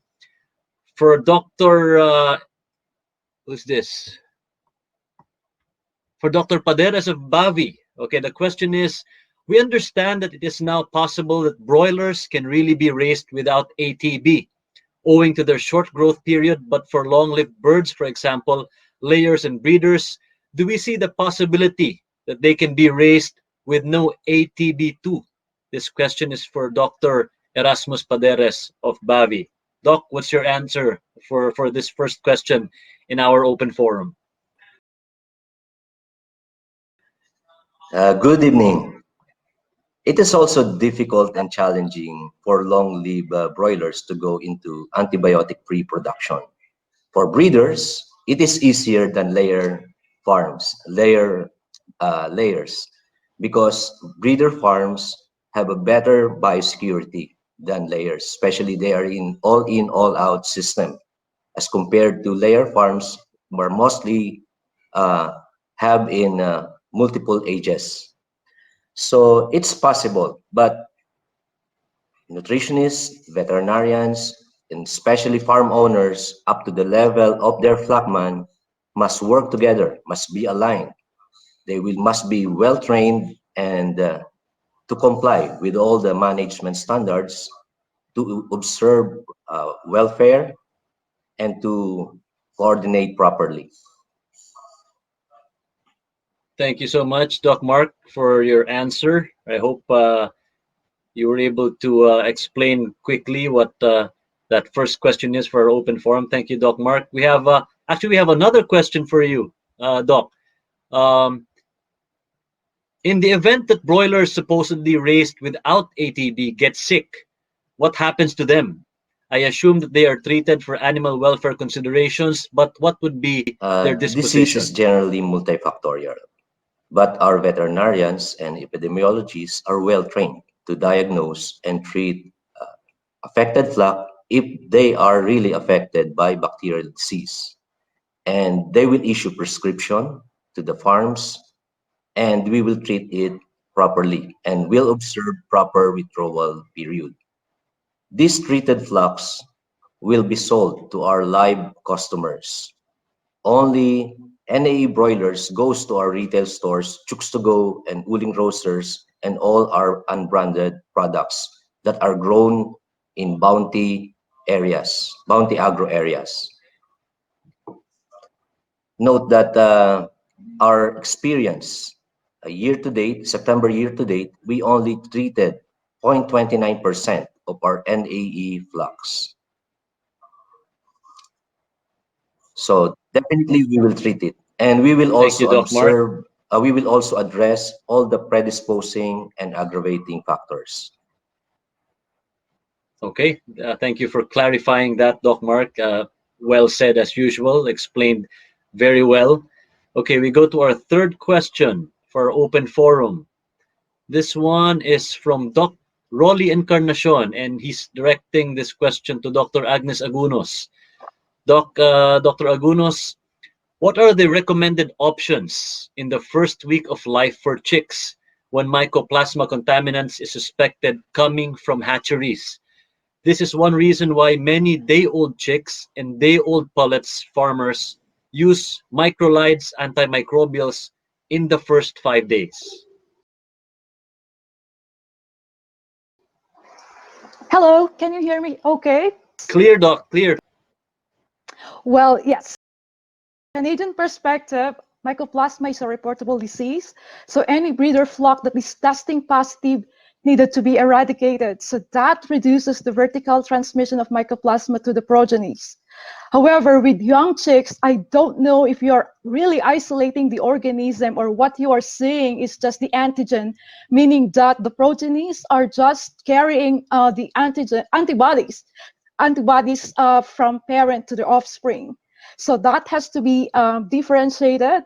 But in case that, because what I know is that at the hatchery level, infected embryos would die because there are some strains of Mycoplasma that are very pathogenic. But in case that those are really live organisms transmitted from parent to progenies, then maybe antibiotics would help in reducing mortality during the first 7 days. But of course, that is very dependent on existing regulations for that country. You may be able to use Tylosin as early as in OVO. Maybe that's the proper time to medicate the birds before they hatch, but it depends on the technology as well. But maybe limiting the use of critically important antimicrobials, because what your problem would probably continue on, and you might still need those drugs later during the life of the bird, as I mentioned a while ago in trying to explain co and cross selection. Thank you, Dr. Agunos.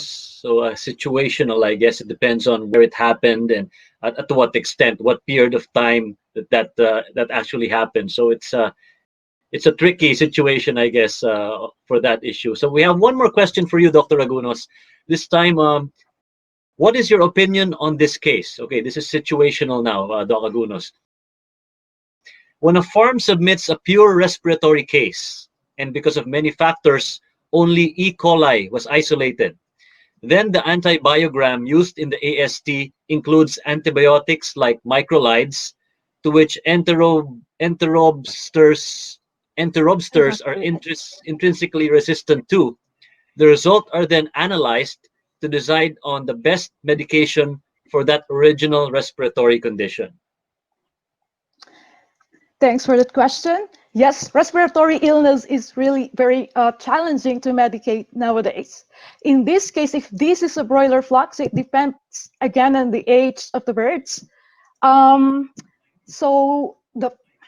I understand that there is a limited capacity at the lab to diagnose the actual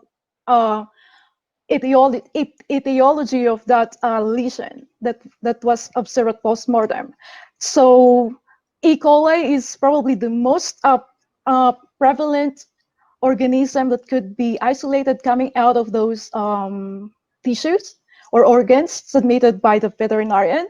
But we should not be relying only on the antimicrobial susceptibility testing. And in this case, macrolide should not even be included in the panel, because we know that those are intrinsically resistant, or the Enterobacteriaceae are intrinsically resistant to macrolides that are typically used in food animals. So, and then again, you cannot isolate mycoplasma because you need a different tool to detect that unless you have a high or advanced capacity like PCR. And then probably you just need to use historical data to be able to medicate that plot. In that case, again, I repeat that antibiotic susceptibility testing may not be the reliable indicator to use for informed AMU decision making. Thank you, Dr. Agunos, for that reply. Okay, let's go on to our next question. Okay, this is for Doc Sam Castro.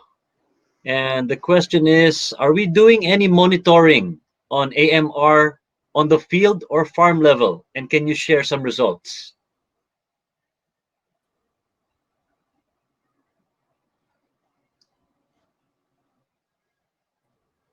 Doc Sam, did you hear me? Dr. Castro?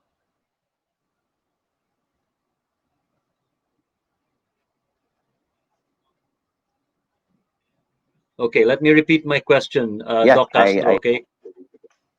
Okay, the question for you is, are we doing any monitoring on AMR on the field or farm level? And can you share some results?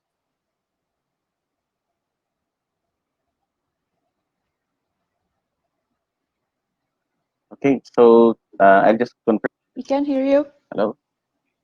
Go ahead, Yes, Doc. okay. Yeah, we can hear So you. thank you for that question. As I mentioned in the presentation earlier, we have a surveillance plan that is a component on the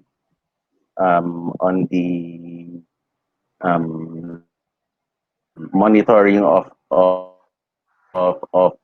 antimicrobial resistance in three components. So it is for disease animals, another one is for healthy food animals, and the other one is for going towards component two. Okay, so right, trying to do such surveillance, and there was actually a program that we are proposing wherein there's a sentinel farm program for to cater to such.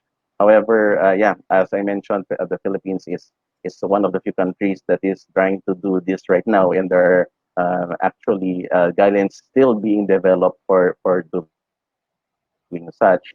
And so hopefully we in the review that the FAO is going to help the Philippines with in the review of the current surveillance plan for animal health, we will be able to find more solutions to doing such type of surveillance. It is actually very challenging right now to do such. Okay, so for the information on November 13, it is a forum on AMR surveillance. We would like to invite you to participate in that. Dr. January Nones of the National Meat Inspection Service will be presenting such updates, the one that's being requested. She will be presenting such updates on that forum. So thank you. Thank you, Doc Castro, and thank you for inviting us. Forum on AMR surveillance, is that correct? Surveillance. Yes. Yes. Okay. That's going to be huge. Of course, we're going to pick up a lot of things from that forum, and of course, all our viewers are welcome to join that forum as well. Okay. So now let's go to our next question. This one is for Dr. Saldana. Okay, Doc. The question is there a direct correlation of AMR in a COVID-19 infected patient? That's a very timely question, Dr. Saldana. Thank you for the question.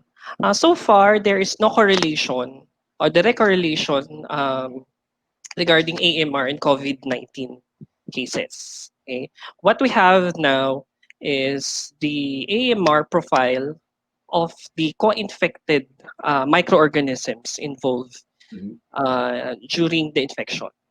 But so far, we have not yet received any concrete or evidence-based study regarding that. Thank you. Okay, Doc, we have one more question for you actually before I let you go. Okay, this is also a situational question, just like what we had earlier. What would be the approach in treating COVID-19 patients if there's an indication of an existing AMR in such patients? So they kind of just twisted it around and Uh, well, here in the Philippines or in abroad, of course, the WHO recommended the antibiotic stewardship program.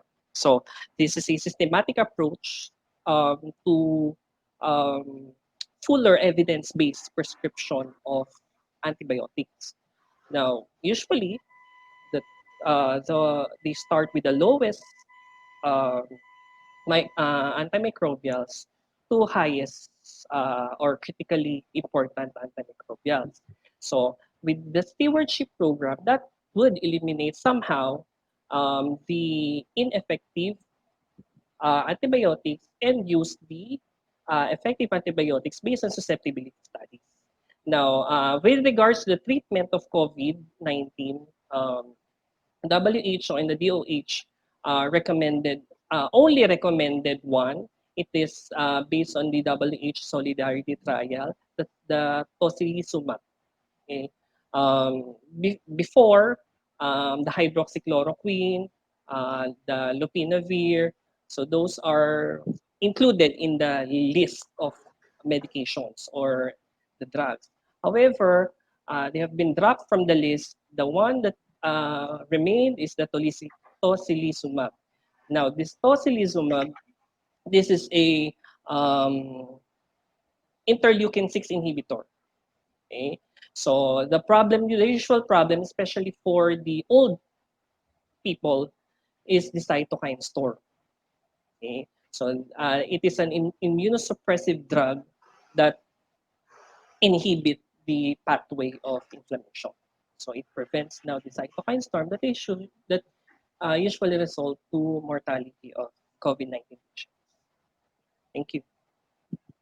thank you, Dr. Saldana. It's pretty clear, as you mentioned, that of course the cliche saying that prevention is always better than cure. So you stress the importance of antibiotic stewardship. Okay, it prevents so many things if you take it seriously and if it's implemented properly, right? Yes. Okay, so I guess that is it for our open forum. That's our last question. Let me just check. Yeah, that is our last question. Okay, hold on. Let me just double check, okay? Oh, we have one more actually. This is okay. Let's see who can answer this final question. One of the most prevailing farm situations is the delivery of poor chick quality. That is why the use of antibiotics is always necessary.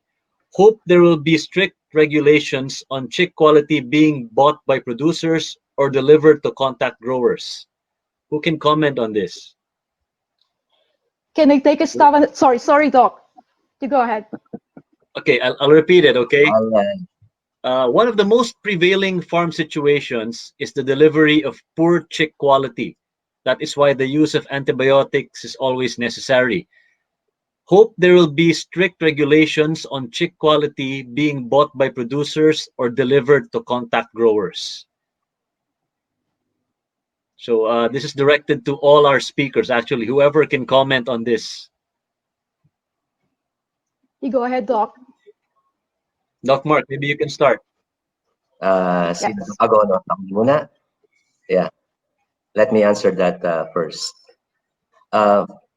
Based on our experience and results that we are getting, those affected chicks with bacterial infection will definitely die during the first 2, 3, or up to 4 days. But another peak of mortality usually happen 5th to 7th and even will extend to the 2nd week. But that's not due to chick quality.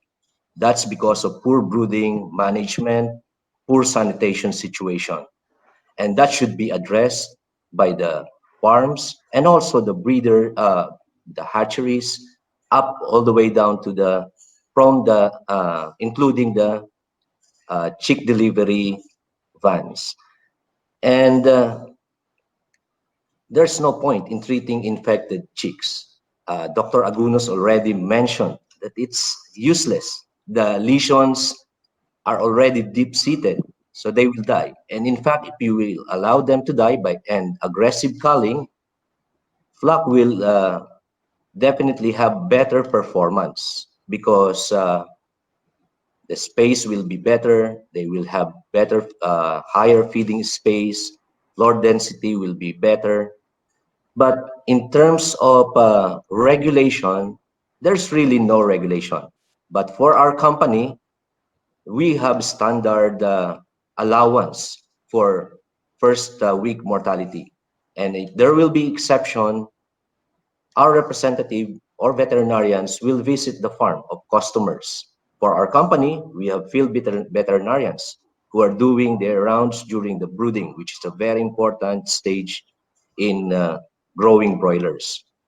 And we will report it to our breeders and hatchery departments and address underlying concerns, other factors that will help improve chick quality through incubation and sanitation situation in our hatcheries. And if we determine that the cause of the high first week mortality is due to chick quality, then companies are giving adjustments. So the farmers will not be, their livelihood will not be affected, their income will be protected. So we will always treat our growers fairly with all honesty. Dr. Agunos, you may want to add something. No, it's the same measures and interventions we implement here in Canada. However, we are a the broiler chickens is a supply managed commodity here. So one bird matters to the producer because they are paid by quota or the kilogram of units. And so when there's excess of mortality by 1% at 7 days, the producer is also compensated. And also the hatchery pays for the veterinarian who would go and provide oversight to that flock. So it creates a feedback mechanism where hatcheries are pressured to perform and ensure that they are producing quality chicks to the producers. The only difference is because we are not vertically integrated, so each operation or segment of the industry is independent.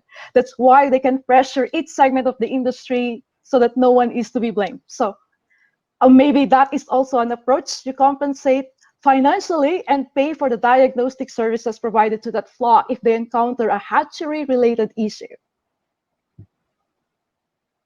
Thank you, Dr. Agunos. Anybody else would like to add on to what Dr. Paderes and Dr. Agunos mentioned?